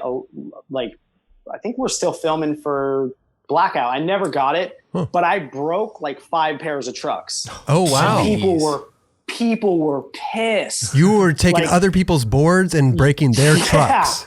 Ouch. Yeah. Cause I broke mine and then, cause I broke the front truck and I was like, fuck. All right. So I skated my board backwards. Or I broke my back truck. So I was like, all right, I'm just going to flip it around and have the broken truck on the front. Tried it again, broke my back truck. And I was like, fuck. How are you breaking it though? Like the axle or what? Pivot? The actual fucking the hanger by the wheel. Just kept snapping the wheel every time I landed, it kept snapping because I should have been landing a different way. So I kept landing so like forceful. It kept like fucking breaking the hanger at the wheel point every time. So I broke my 2 trucks, both like my pair on my board. And I don't remember if it was Lizard or Baca. It was or Slash. It was one of the dudes broke their truck. They were pissed because they were like, they loved their trucks and they were all broken in. And I was like, I don't just get some new ones. But they were like, no, they were perfect. Like trucks are the one thing that that's the one thing. And that's when I kind of first realized that. But like, I would be like, what are you talking about? Like fucking, I got more trucks at the house. Like you can have them, but they're broken in. So it's never been an issue for me. It's just like fucking remove the bushings. Go until you're done. Bushings. I do kind of like the, only because I tried them on someone else's board. what are they? The white ones? Bones. Everyone uses bones. Yeah, the mediums. Yeah. Yep. Yeah, but I mean, the titaniums that Thybod sent me, fucking, I'm running just the bushings that are in it. Like, I'm like, I want to skate. I ain't got no time to set up bushings right now. I want to go on the streets right now. Sure. Going skating. Stock bushings are great if you break them in. Easy. Yeah. I've been riding stock bushings lately, and I hated them, but now I'm like, You just gotta be patient. yeah, patient. But there's some stock bushings that are straight garbage, like totally garbage. I know And there's won't say any. some people would be like, oh yeah, I only skate the white bushings from Thunder. I'm like, what's the difference between the white ones and the green ones? Probably the dye that they use It probably changes. It probably changes the diorama of them. I don't know. I've heard that doesn't. They're like, oh, they're exactly the same. But then people will just have that in their head. I don't like.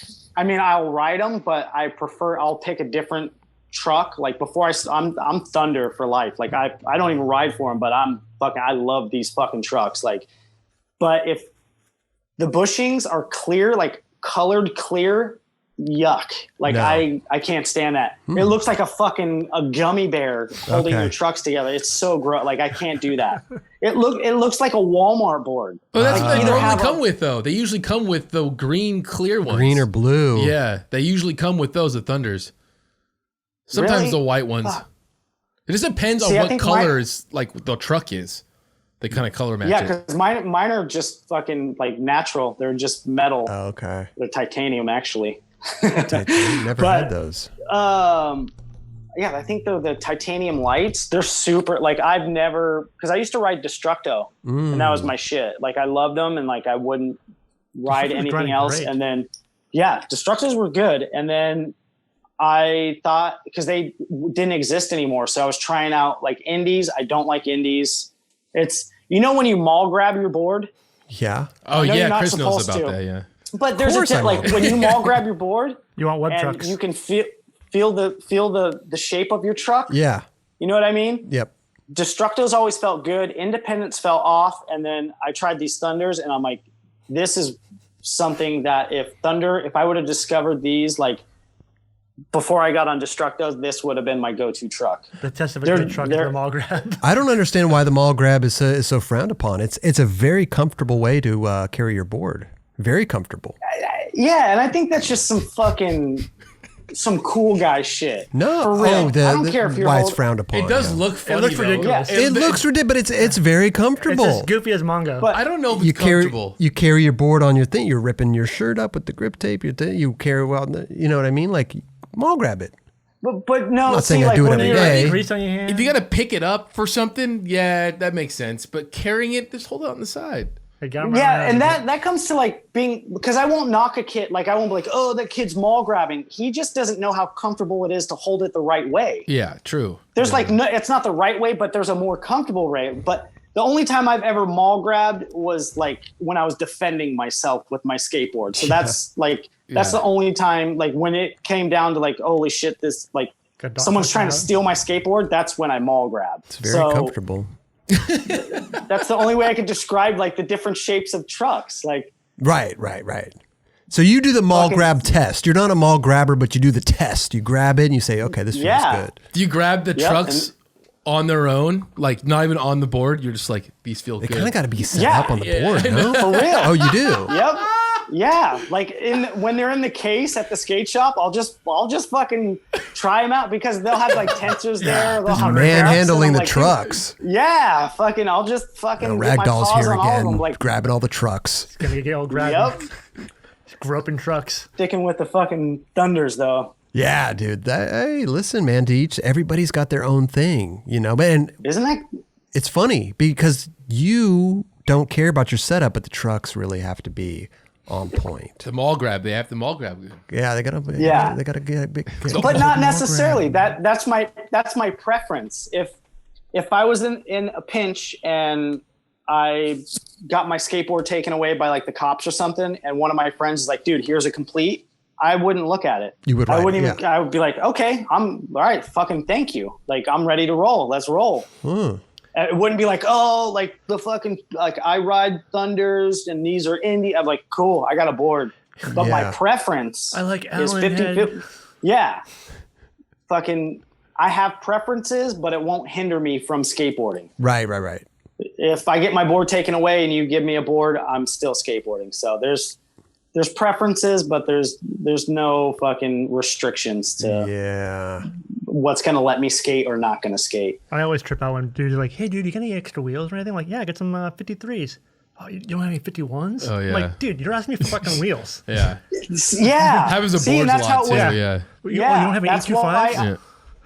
Yep. That's why I can ride an 8 to a fucking 9-inch board is because when I would get me hand-me-downs, it would fluctuate so much where I didn't even really know what shape size is what. And I ride my boards backwards. So everything was it was all flip-flopped. I didn't give a shit. Yeah. I was rolling. Everybody, see, that's what I'm saying. That's why this question is amazing because you don't care.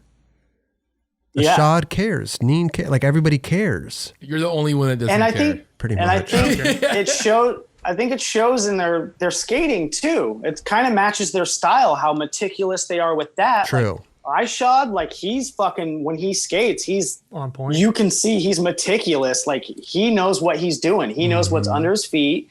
And then you see me skating like, dude, is this guy even riding his own board? He's just fucking flailing everywhere. So it's good. You can kind of like judge a person's, it's their personality. Like everyone's skateboard is their own personality. Oh, for Whether sure. it's like True. how, like from tightening your fucking nuts on your wheels. If you like a little jiggly, if you don't, like it's your own thumbprint. It's your personality. So I think you could line up like three to five people, line up 3 to 5 of their boards and try to choose which board goes to which person.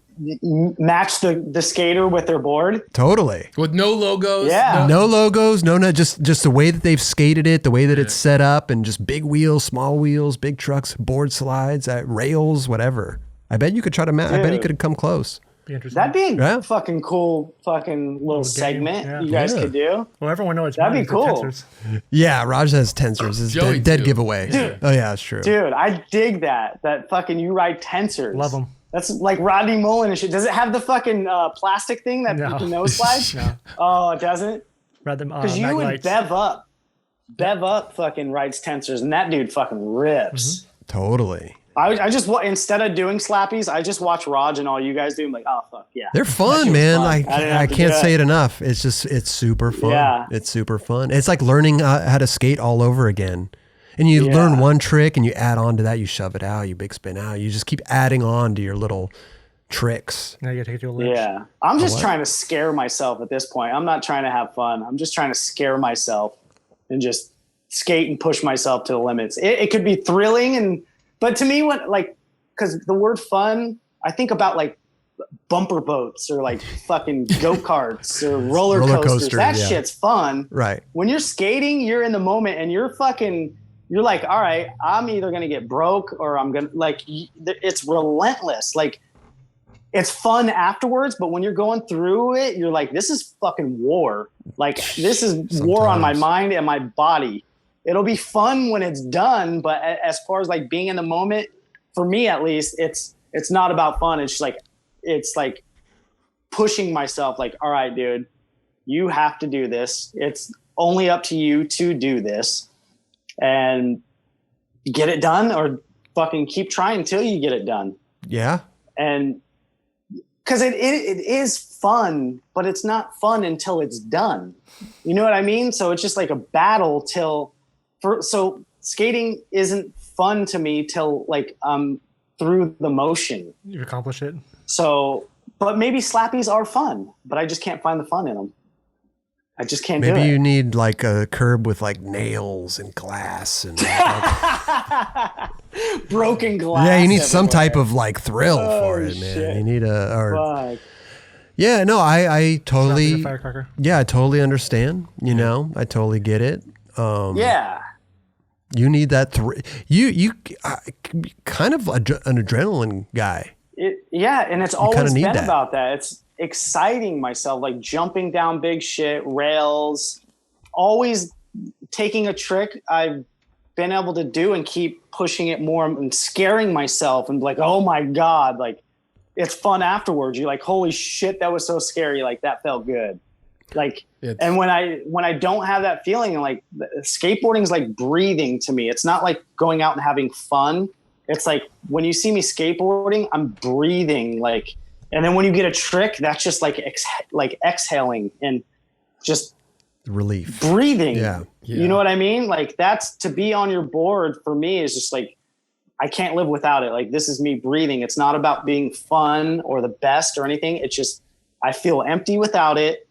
I feel like I haven't accomplished anything. It just, I don't know. You can see when someone is skating for fun, or you can see someone like Heath. When you see Heath skate, you're like, that motherfucker's breathing. Like he is living for this trick right now.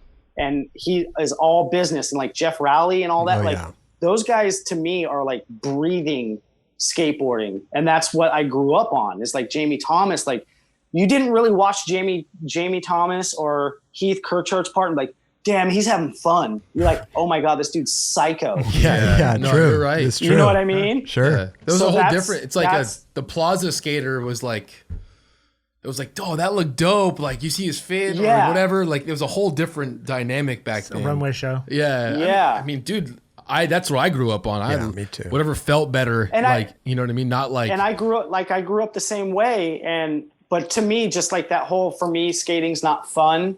It like after it is fun. But my mentality has always been like, if I'm not skateboarding, I'm not breathing. And when I'm on my skateboard, like, that's when I feel alive and like breathing. And then when you get that trick, it's just like that exhale, and other people, you can just tell in their game, like, damn, that looks fun. But far as like Tommy Sandoval, dude, he would always be like, if I'm not doing the gnarliest thing ever, I don't want to do it.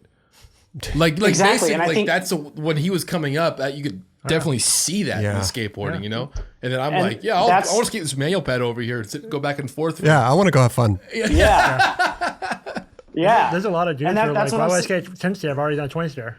It's true. Chris Jocelyn. He was saying stuff like that on his Instagram. He's like, well, I already did that one trick. I've switched from big spin this stair, so I had to justify it by doing it over a rail at this spot. Like, I don't know. Yeah, it's. But I don't know, it's like weird. Chris Jocelyn is he's a fucking, but he's just like a hybrid of. Yeah, he can skate fun everything and breathing. Yeah, he can do ledges. He can skate ledges. He could skate manual pad. When he 360 flipped the Davis gap. Yeah.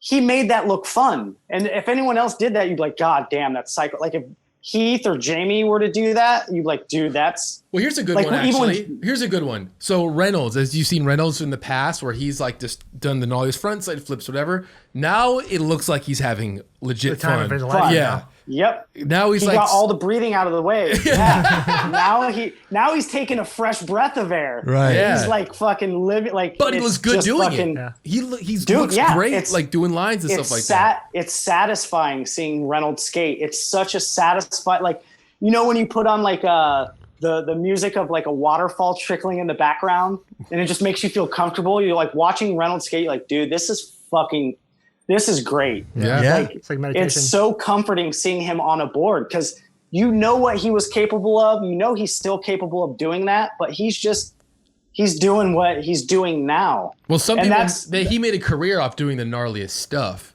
That's what he was known for, and now he can be like, cool, he doesn't think this probably, but like, I look good he looks good when he's doing it now, regardless if he's gnarly or not. Yeah, he's being himself right now.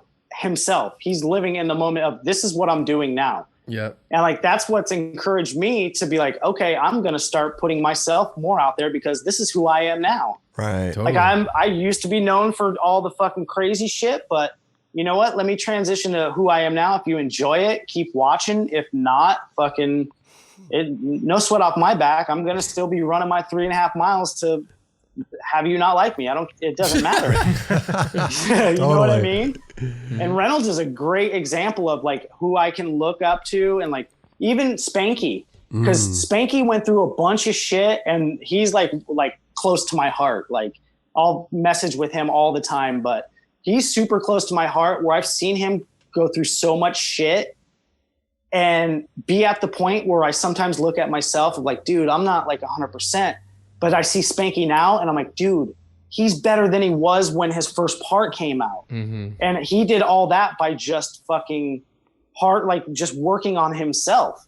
You know what I mean? So I look up to people like Reynolds and Spanky and fucking even Neen, people that are doing shit for themselves. Like, right. They're taking it all upon themselves to be the best that they can be. And they don't care what anyone else thinks. It's like, this is what I'm doing and this is how I'm doing it. Yeah. So they've been all like Spanky and all those guys have been a big inspiration. And just being sober for 2 years, like sober and shit. I'm like, what the like? Well, a lot I of haven't people even missed it. When a lot of people, like, let's say a Reynolds, they've done the gnarliest stuff. They feel like it's hard to keep going because they want to keep upping themselves. Yeah. So which is eventually they'll end up killing themselves. Yeah. Usually you're like, oh, I'm just gonna fade away now because I'm not as gnarly as I used to be. But you can't think like that. You can't think like that. But sometimes, like I said, their skating now is because they're skating for themselves and doing what they want. For them to keep the same mentality is what I had to get over myself. I had to swallow that own pill of like, sometimes I can't do that anymore and I don't want to. Like, it's not what I want to do right now. Am I capable of training myself to do that? But no, it's not.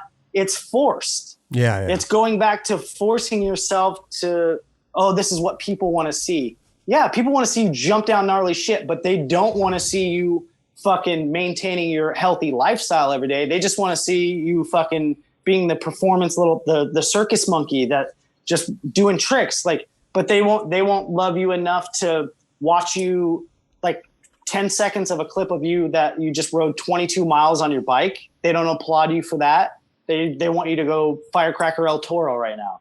It's just like, dude, like, I think it's when you come to accept yourself of like, this is what I do now. And I don't like, they may not even want to do that anymore. Sure. You know how many fucking frontside flips Reynolds done? And he's probably like, dude, that feeling is just maybe not the same feeling as when there's no thrill in it. Or I don't know. I can't speak for him, but just for me, it's just like, I'm trying to think of something, just jumping down big shit. Like, people, if they want to see that, like, it might happen, but I'm not forcing myself to be like, okay, I got to give the people what they want. I'm giving the people what they see. That's it. This is me. Absolutely. And that's, listen, man, that's what skating's all about, though. I think that's what life's all about. It's just kind of be selfish with your own happiness. And I think people try to make other people happy before they make themselves happy. Be selfish. Show yourself some love, and don't worry about making other people happy if deep down inside you can't even be happy yourself. You can't entertain everybody's fucking thought or what they perceive of you without you knowing that you're smiling from the inside out. Because a lot of people smile from the outside, like they smile on the outside, but they're not like smiling from the inside out. And if they would just be selfish enough to like take it upon themselves to be happy for themselves instead of trying to make someone else happy, focus on yourself. That's true. And that trickles down to your skating. Like, whatever you want to do on your board, like, someone's either going to love it or hate it. It don't matter. As long as you're on your board and you're like, dude, I enjoyed that. It's all mission matters. accomplished. That's what it's all about. That's why we started skateboarding. Yep. We didn't start skateboarding to impress anybody. Exactly. And that's why we have favorite skateboarders that have nothing to do with us. Like Quim Cardona, I can just say that name, like, dude, one of my favorites. I don't skate anything like him, but it's just like, I could see Quim Cardona on a skateboard. I don't see Quim Cardona skating like anyone else. It's just like, he brought that flavor. And I'm like, that's the guy. And then Kevin Rodriguez, K-Rod, dude, have you seen him skate? He's incredible. Oh, yeah. Oh, my God. And it's just like, no one else does it like that. Like, he is genuinely doing what he wants to on a board. Same with Quim. Same with, there's so many, like Rowan just flows, dude. Like, it's incredible. And you can tell, especially on Instagram and shit, you see kid, like, I don't hardly follow anyone because I'm like, dude, that that had nothing to do with skate. Yeah, you did a skateboard trick, but that had nothing to do with skateboarding. That was just like your own trophy, your own blue ribbon that you're like giving yourself because you did something, you one up somebody, but there was no flavor to it. Like it didn't make me. How many times have you what's the Discover page? Like when you just roll through like it's random people. Yeah. How many times have you seen like a gnarly trick and then just kept watching it over and over? I'm like, oh, that was whatever. Swipe. I watch it once and I'm like, there's like no real like attachment to it. It's just like, dude, you went through the motions and landed on your board. Yeah, it's very rare. Well, I'll keep watching something on loop. That's what I'm just saying. Like people need to start like making themselves happy and doing what makes them happy before they're trying to like please everybody else. Well, some people have it, dude. Sometimes you come across someone's footage, you're like, whoa. Oh yeah. That dude's got it. And you can see it. You can see it. But sometimes they don't. Yeah, and it's not a knock to anybody, but maybe it's a wake-up call. Like, don't fucking focus all your shit on making someone else happy when you don't really give a shit yourself, because that's not a good characteristic. If shit hits the fan and you don't know how to even like look out for your own well-being, like that's a scary thing. You need to like kind of know your place and do things for yourself that make yourself better. Does that make sense? 100%. You know, sometimes it takes a long time to discover that, though. You know, even being a kid and trying to please people and trying to impress your friends and whatever the pressures may be. And, you know, sometimes you don't gain that till later in life, too. But it's never too early to hear that. So if there's any young kids out there listening now, just don't worry about what the next Supreme drop is. Like, not dissing Supreme, but that's not making you a better person. But then again, just like be the person that you want to like be around. Yeah. That's pretty easy. Like I want to be myself and be nice enough, and just like people want to be around me just as much as I want those people around me. I want myself to be a reflection. Sure. And it's easy. Like people are just scared of being themselves because it's easier to like kind of blend in with everybody and like, I don't know. Yeah, it's a weird thing because then I look at the opposite end of that and I'm like, wow, there's like the TikTok and all these things. All these kids are putting themselves out there. It's one big popularity contest, and they don't realize none of those people on the other end of the fucking. To be honest, that's what skateboarding is. Skateboarding is just a bunch of we're in high school. Who's cooler? Who's doing what? But when it comes down to it, if I saw fucking a skateboarder in trouble or getting harassed or anything, whether you're white, black, anything, skateboarder, whatever, but like as a skateboarder, it's like that, like you would be there to defend them. I don't know who the fucking guy on TikTok is. Totally. I'm helping you, like if I help somebody that's in trouble, whether they're a skateboarder or not, it's not, I did it because I know you're a famous TikToker. Well, you never know, because the TikTokers would do that. The TikTokers look out for the TikTokers, and the skateboarders looking out for the skateboarders, I guess. Sorry, I brought the whole TikTok thing up. But, I don't actually know that much about TikTok, but I don't either, and I don't have it. I don't have Facebook. All I have is Instagram, and that's about it. And Twitter? I don't let that dictate me. No, I have a Twitter account, but I haven't used it. All it is just reading a bunch of people's complaints. I'm like, what the fuck? I don't want to read any of this shit. It is one big complaint box. Yep. Submit your complaints here. Reading everybody's bad day. Cool. Submit your complaints and disagreements here. Yeah. I feel like it's a bunch of people barfing on the internet. It's just like random. Yeah. Yep. Yeah, I don't want to fucking like have an app downloaded so I can read someone else's bad day. Like that's boring. No thanks. Speaking of bad days, I feel like you barely have them. You're very happy. You're doing your thing. You're skating all the time. You're in a very good place. Fuck that, dude. I got bad days all the time. I just don't let that bad day turn into an all bad day. Well, there you go. I have bad moments. I don't let my bad moments dictate my whole day. That's a waste of fucking time. That's good, dude. I get anxiety. I get fucking depressed. Fucking, I get it all. But I work through it. I don't let that one moment dictate, because nothing is big enough to overtake your whole day unless it's like physical, but like your own thought in your own head, fuck, you're going to have bad bad times, bad moments. For don't sure. ever let yourself say you had a bad day. To anyone out there, just don't let yourself say you've had a bad day. Have a bad moment. Know what that moment feels like. Move away from it. Like grow past it. You're like, damn, this feels way better than that did, and just keep going. Then you'll have a great day with some bad moments. I like that. But bad moments, but not a bad day. Fucking learn from your bad moment to turn that into a great day and a great night. That's beautiful, man. It's hard to do that sometimes, man. You just get so hyper focused on that bad moment, you know. Dude, it's so fucking hard to get out of it, but you know what? It's worth it. It's worth fucking getting over that moment. Because what's harder, staying in like a bad mood and just being in a bad mood all day, thinking about it? That just makes your whole day hard. Or what's harder to like instead of stewing on that, is it harder to kind of take your mind off it by like just walking around the block? Or well, when you have a bad time, you bring that bad moment into your other parts of your life. Sure. Yep. And that's where exactly and it just I don't know. Like, I don't want to sound like I'm preaching exercise actually, no, fuck it. I'm preaching exercise because it makes me feel good.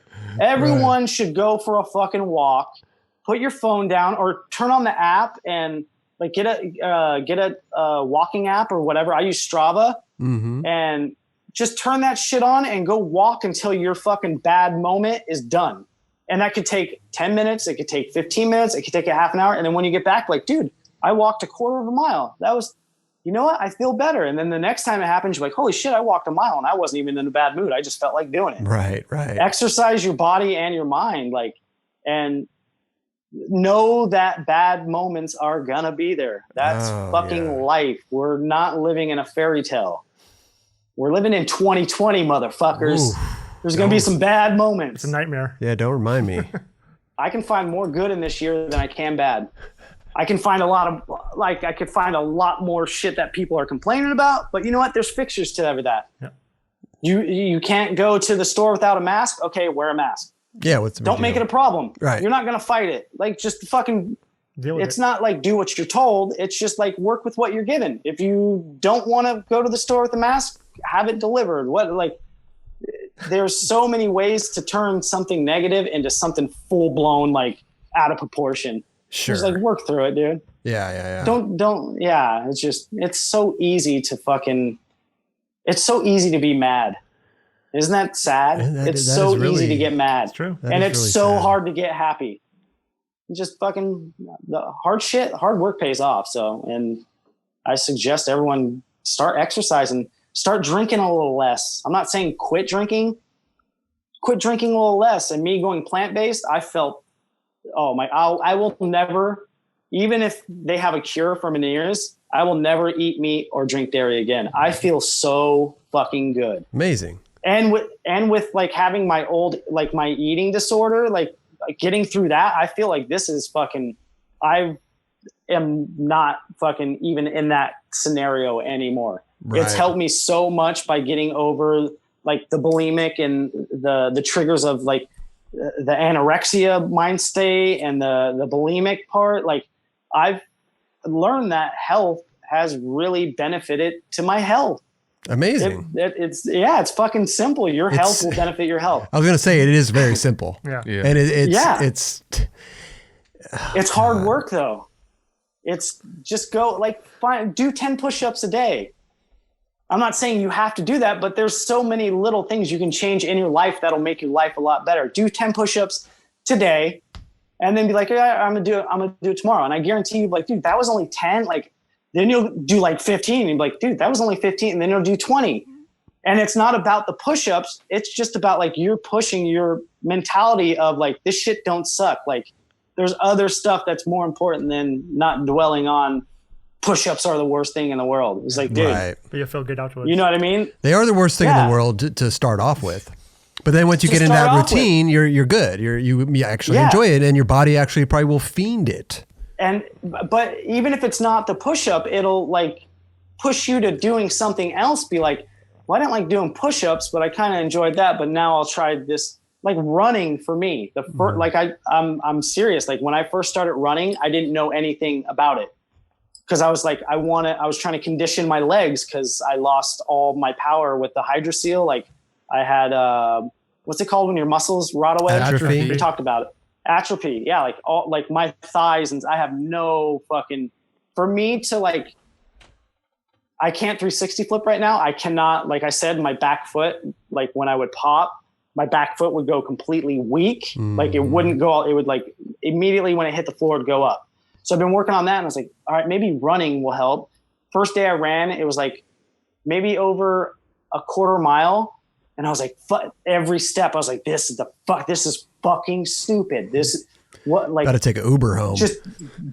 But by the time I got back and I hated every fucking step of it, I was like, that wasn't that bad. Right. You know what I mean? And Yeah, sure. I was like, fuck, all right. And then the next day I ran a little bit farther, and now I've just come to enjoy it. And now, like, when I run and do my bike rides and stuff, that's a time for me to be able to go to bed without a million thoughts, because when I'm running, I'm not trying to suppress any of my thinking. I'm letting it go. Like I'm just fucking boop, and I'll talk to myself, and I do like my running videos where I'm not like trying to be an influencer or anything, but I'll be like, dude, oh yeah, that helped me get past this mile mark. And I'll say something, and I'll be like, proceed. And it's just keeping your body in motion and stay in motion. Right. And then your brain is like working with it. So, I mean, and it releases endorphins, and it just makes you feel good. And just like I said, to anyone out there, you don't have to go run a mile. You don't have to do 1,000,000 push-ups. It could start by, if you drink 6 beers a night or whatever, try 5. Yeah. And then that 5 will turn into a normal, and then try 4. And then, or with anything else, like plant-based or anything like that, you don't have to give up everything. Just try not eating cheese and on one meal, and then, kind of just let your body talk to you. And I'm not preaching anyone should be plant-based or sober or anything, but I'm saying there are benefits when you do not, like, when you don't have a lot of crutches in your life. Right. When you don't have that 6-pack or that cheeseburger that you think, like, when you cut stuff out that you thought you needed, you're like, dude, I really didn't need it. I really need a cheeseburger right now. It sounds delicious. It does sound good. But I totally get it. I totally. But yeah, knowledge is free too. Just with all this internet stuff, get off Twitter, get off TikTok. Just start researching whatever you think is cool. Look up fucking how many creatures are in the ocean. What's the biggest thing in the ocean? Sperm whale. I was going to say that. I know that because I just was like, whoa, what's the biggest thing? So things are huge. It's fun to know that. Hell yeah. Hell yeah. Dead air. Nobody cares about the sperm whale. It's a big ass creature. Dude, it's nuts how big they get, right? It's the biggest thing on Earth. It's crazy. Like a humpback whale and stuff like that. These things are huge. They're bigger than this apartment. Dude. Oh, yeah. How is that a thing? Yeah. They're big. Big animals. Mammals. Yeah. Big sperm. Boing. Oh, jeez. I was waiting for the boing the whole time, man. I saw you had a soundbite of it. Yeah. I don't know if we had. It wasn't very good, though. What do you mean? I think I have it right here. Let's see. No. Oh, shoot. You don't really bust out the sound bites on here, though, huh? No, not really. Where is it? I can't find it. Boing. Oh, here we go. Boing. See? That wasn't good? Didn't work. Oh, you can't hear it? Oh, maybe I can't hear sound bites. We can hear it. Boing. Oh, Boing. You can't Yeah, hear you don't it. have the audio sent out. But when I first heard it, I was like, fuck yeah, I got a soundbite. I made it. I'm good. Yeah, I got to remember. Sometimes I forget about the sound bites and different things. We have so many of them. It's crazy. Dude, you're fucking holding a conversation for 2 hours too. Like, you got a lot on your plate. All you guys are doing a great job. Yeah. Thank you. So, go ahead. No, I have to put this out here because I know a lot of people are going to be with me. 9 Club has helped out so many people in this way alone.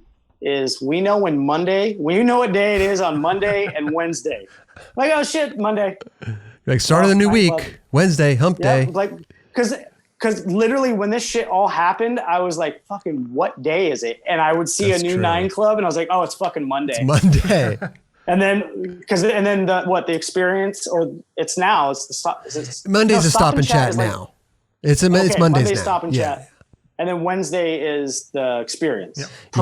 Premiere, exactly. Wednesday night, 7 p.m. But I think, when we eventually get back to the regular show and having guests back on here, we'll probably still have the stop and chats because it's fun. Yeah, move them to Fridays or something. So, Yeah, dude, the more content, the better. Because it's just the fun. more stuff you put out, like you don't want to, like, just because everything's opening up, you don't want to, like, throw away something that's still good. Because even if it goes back to normal with the show on Monday and then the experience on Wednesday, why not have this on Friday? People are going to watch. Well, I'm going to watch. But that's the thing, Ragdoll, is like, we could have somebody come in and sit down in the chair with us for a stop and chat. Yeah. You know what I mean? Like we're not, like once things get back to normal, we'll have the option. Be like, let's FaceTime Javier Sarmiento in Spain or have somebody come in and sit down, Little That's ketchup. the way to do it. Little ketchup. Yeah. Fuck. Ketchup's good. I love ketchup, man. Yeah. I'm a big ketchup guy. Yeah.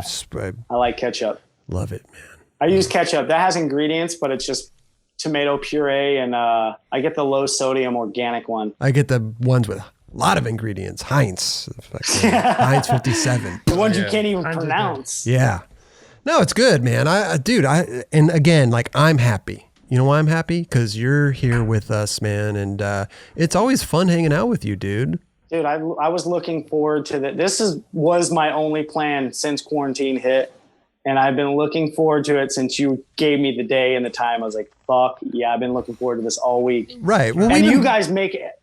You guys, seriously, I haven't asked you, how are you guys holding? Like, literally, I know the question gets, like, how are you doing? Like, good or like, I mean, for myself, you don't have to say I'm doing bad, but because if I'm in a mood and if I'm not having a good day, I won't be like, I'm doing good. I'll be like, I'm maintaining, which is like, I'm working through some shit. Yeah. You know what I mean? How are you guys feeling? I think we're all, everybody's got their bad moments. They got their bad days, got their good days. Other times is good. Other times is bad. I think majority of the time I'm good. Good. A lot of work. We work hard on this shit, but we're busy. Hell yeah. Other than that, pretty busy. Pretty busy, man. Kelly's got a couple jobs. He's got 10 jobs. Yeah. He's got 10 jobs, man. He's fucking busy, bro. I'm happy to have him, dude. Fuck yeah. Hey, Kelly, speaking of wheels, I haven't got those clouds yet. That's what I've been trying to run. Yeah, I know. You hit me up for like 5 different things, dude. No, I didn't. You're like, well, those shoes are sick. You're like, some grip tape would be tight and some wheels would be tight. And I'm like, No, I didn't care about the shoes were dope. I was just saying they brought the Meniere Madi shoes. I was like, damn, that brings back memories. But the wheels and grip, but I'm good on grip. Oh no, I'm just kidding with you. We just didn't have any wheels in for a second. So no, and I know how it goes. I was literally trying to find them online to buy them because going back to my setup, like I don't care what I'm riding, and they're not even my size. But I've heard because are they 92A or are they 95A? Depends on which ones you're getting. They have a couple different ones. Yeah, you have a couple different. They do. Yeah, because I think I want to try 95A, but I've been on the search for these wheels, like just because I want to try it and see what kind of shit I can do on that type of wheel. Yeah, I mean they're seriously the best. They're great cruiser wheels for sure. Fuck yeah. Dude, Raj, we have a bunch of shit here. Why don't we just send you a box of shit, Ragdoll? What's that shirt?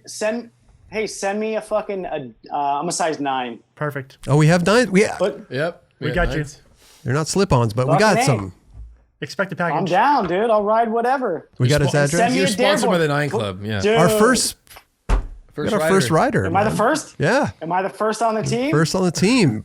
Oh, dude, 2020 is looking up. Yes, dude. Fuck yeah. Ragdoll's on the team, man. No, because seriously, all this stuff sits around here, and we'd love for people to have the stuff that just sits here to actually put it in good use. Yep. For dude, sure. I'll put it Be careful use. saying that, dude, because people are gonna hit you up like crazy now. It's fine. I don't respond to anybody. You can hit me up as much as they can, as they want. Ragdoll, bro. Listen, we're going to send you a big old fat box courtesy of the 9 Club. We have so much stuff laying around here. Dude, crawl. Can't wait for that. Crawl. That's going to be a good one. Dude, you're killing it, bro. Running 5 miles a day. Keep it up. You're insane. 22-mile bike rides. Proceed. Jesus. Proceed. Hey, try jump roping too. It might help because running is like kind of hard on your knees sometimes. And jump rope. I did. I was looking into are the jump ropes you use, are they weighted? Yeah. Yeah. See, I got to get a proper weighted because I was jump roping before, but I had like a shitty like one that you would get in PE at like in high school. with it was little, terrible. Yeah, with the little red and white little beads on them. The beads just fucking clacking. But listen, Kelly is a full-time jump roper. He has there's communities of jump ropers. He's made new jump roping friends. Yeah, he's got jump rope buddies. He's got jump rope buddies now. No, but I was gonna say, ever since I had my hip surgery like 4 years ago, it just wasn't the same again. It's been really hard to like skate like I used to. And to work, and like that was, my workout and like all the time. So now I found something that doesn't hurt me at all, and I'm physical doing it, and I'm sweating out constantly, and it's helping me skate a little bit more, So try it out. Yeah, try it out, and like I said, and you don't have to run in the middle of the desert too. Is it helping you ollies? I guess I don't know. I don't have problems with ollies. This is making me more. I can do things now. I feel like you're talking about it like with excitement, so it's doing something for you. Exactly. So that's good. That's why I found it, and I sound crazy. I feel like I would never have thought I would be saying stuff like this about jump roping. Same. Dude, we had a long conversation about running and riding bikes, like fucking whatever it takes to maintain, dude.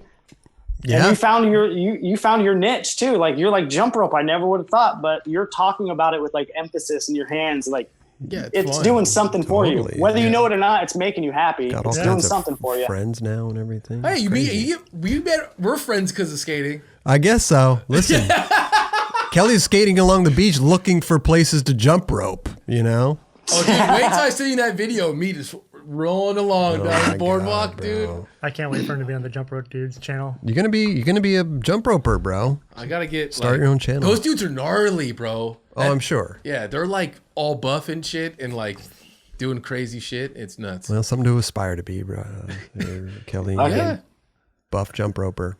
Ragdoll, dude. Listen, good. Bro, I want to thank you so much for stopping by and chatting. This has been incredible. I love hanging out.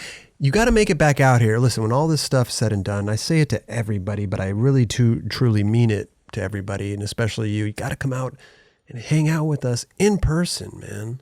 Dude, I am, whenever you guys give me the green light. The light's green, bro. Oh, it is? You guys are open for people coming out? No, well, kind of. I don't know. That's what I'm saying. It's a weird when one. When you don't have any second guess, when you send me that fucking green light of like, yo, it's on, I'm there. Okay.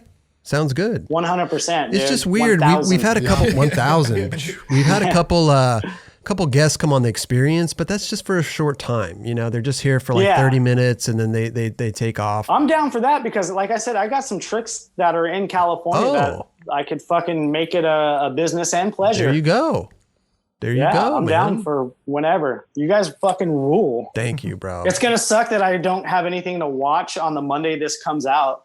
Oh, here we go. I'm not watching this fucking episode of myself blabber. Did you watch your old episode? Did you watch the episode? You had to have watched it. Dude, come on. No, I got like 40 minutes into it, and then I would like skip, and I'm like, no, really? Don't need it. That's interesting. But I went to the comments. Oh, okay. And that's what kind of relieved me. So instead of me having to watch it, I just went to the comments, and I was like blown away. God, sometimes we have good commenters, but sometimes you can't go in the like that one comment will just, I don't know. Comments are kind of weird. Like I said, we have good commenters. We have good, like once in a while there'll be some weirdo coming through, whatever. Probably doesn't. And that weirdo gets called out. Like their bullshit gets called out. That's what's great about everyone else. That's what's great about it. Our community is great, bro. We have a great tight community. It's amazing. Fucking 9 Club buddies, always looking out for each other, dude. And thank you for being you, man.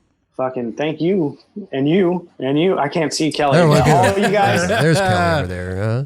There he is. And you. Hell yeah. Keep jump roping. Keep doing whatever you fucking doing. Keep wearing that smile on your face. Keep doing what you're doing. Thanks, buddy. I appreciate you guys. Hey, we appreciate Everybody you. does. We appreciate Everybody can agree with me that we fucking appreciate you guys. It means a lot, man. We love you. Like I said, hey, we just have fun, dude. This is fun. That's right. It's fun for us to get together. This is fun. The skateboarding fun? No, this is my idea of fun right here. When you're done with Crawl, will you send us a little sneak peek? Will you send us a little little Dropbox link or something? Come on. What? There you go. Well, what do you think about this? Because it's not going to be like a fucking 3-minute long, like for my sponsors part. Like I said, this is like, I'm aiming for like a minute and a half, 2 minutes. Yeah. What do you think? How would you guys get ratings? Like, what if we premiered it on the 9 Club channel? That'd be cool. Like a premiere. Yeah. But it's only valid for, like, we'll say it's at 7 o'clock on a Saturday. Once the video is done premiering, it's done. So whoever tuned in saw it, and that's done. And then I can re-release it later on down the line. But they have to tune into the 9 Club. I love that. No, let's talk about this. Let's get because that's a great idea. And we've on just go through it. Too. Yeah, we just had Appleyard on the show, and he went through his new video part. We pulled some tricks, and he went through them and told us about this was hard, this was easy, blah blah blah. It was very interesting. When I get it done, I'll send you guys. Will be the first of whoever I show it to. Yeah, because there's not going to be that many people. I'm going to share it with my friend Dougska. And that's about it. Like, cause I'm going to edit it myself and stuff. So you guys I'll send it to you guys and just let me know fucking what you think. Perfect, bro. Perfect. Awesome. Don't send it to Jim Thibod. Okay. Thibod. You'll see the part when it's done. Thibod. No, we love Jim Thibod, man. Mr. Thibod. Again, dude, Ragdoll, this has been incredible, man. And dude, keep doing your thing, man. Yep. We love it. You too. It's what makes the world go round. Be yourself. No one else can be yourself but yourself. It's true. Man, words to live by. There you go. Words to fucking live by. Are we going to be cueing the music soon? Because I got a joke for you guys. Tell us a joke. What has a tiny little wiener that hangs upside down? Kelly. A bat. A bat. A bat. What has a big old wiener and hangs up? Ragdoll. He's trying to hang up his phone. Oh. Fuck! I guess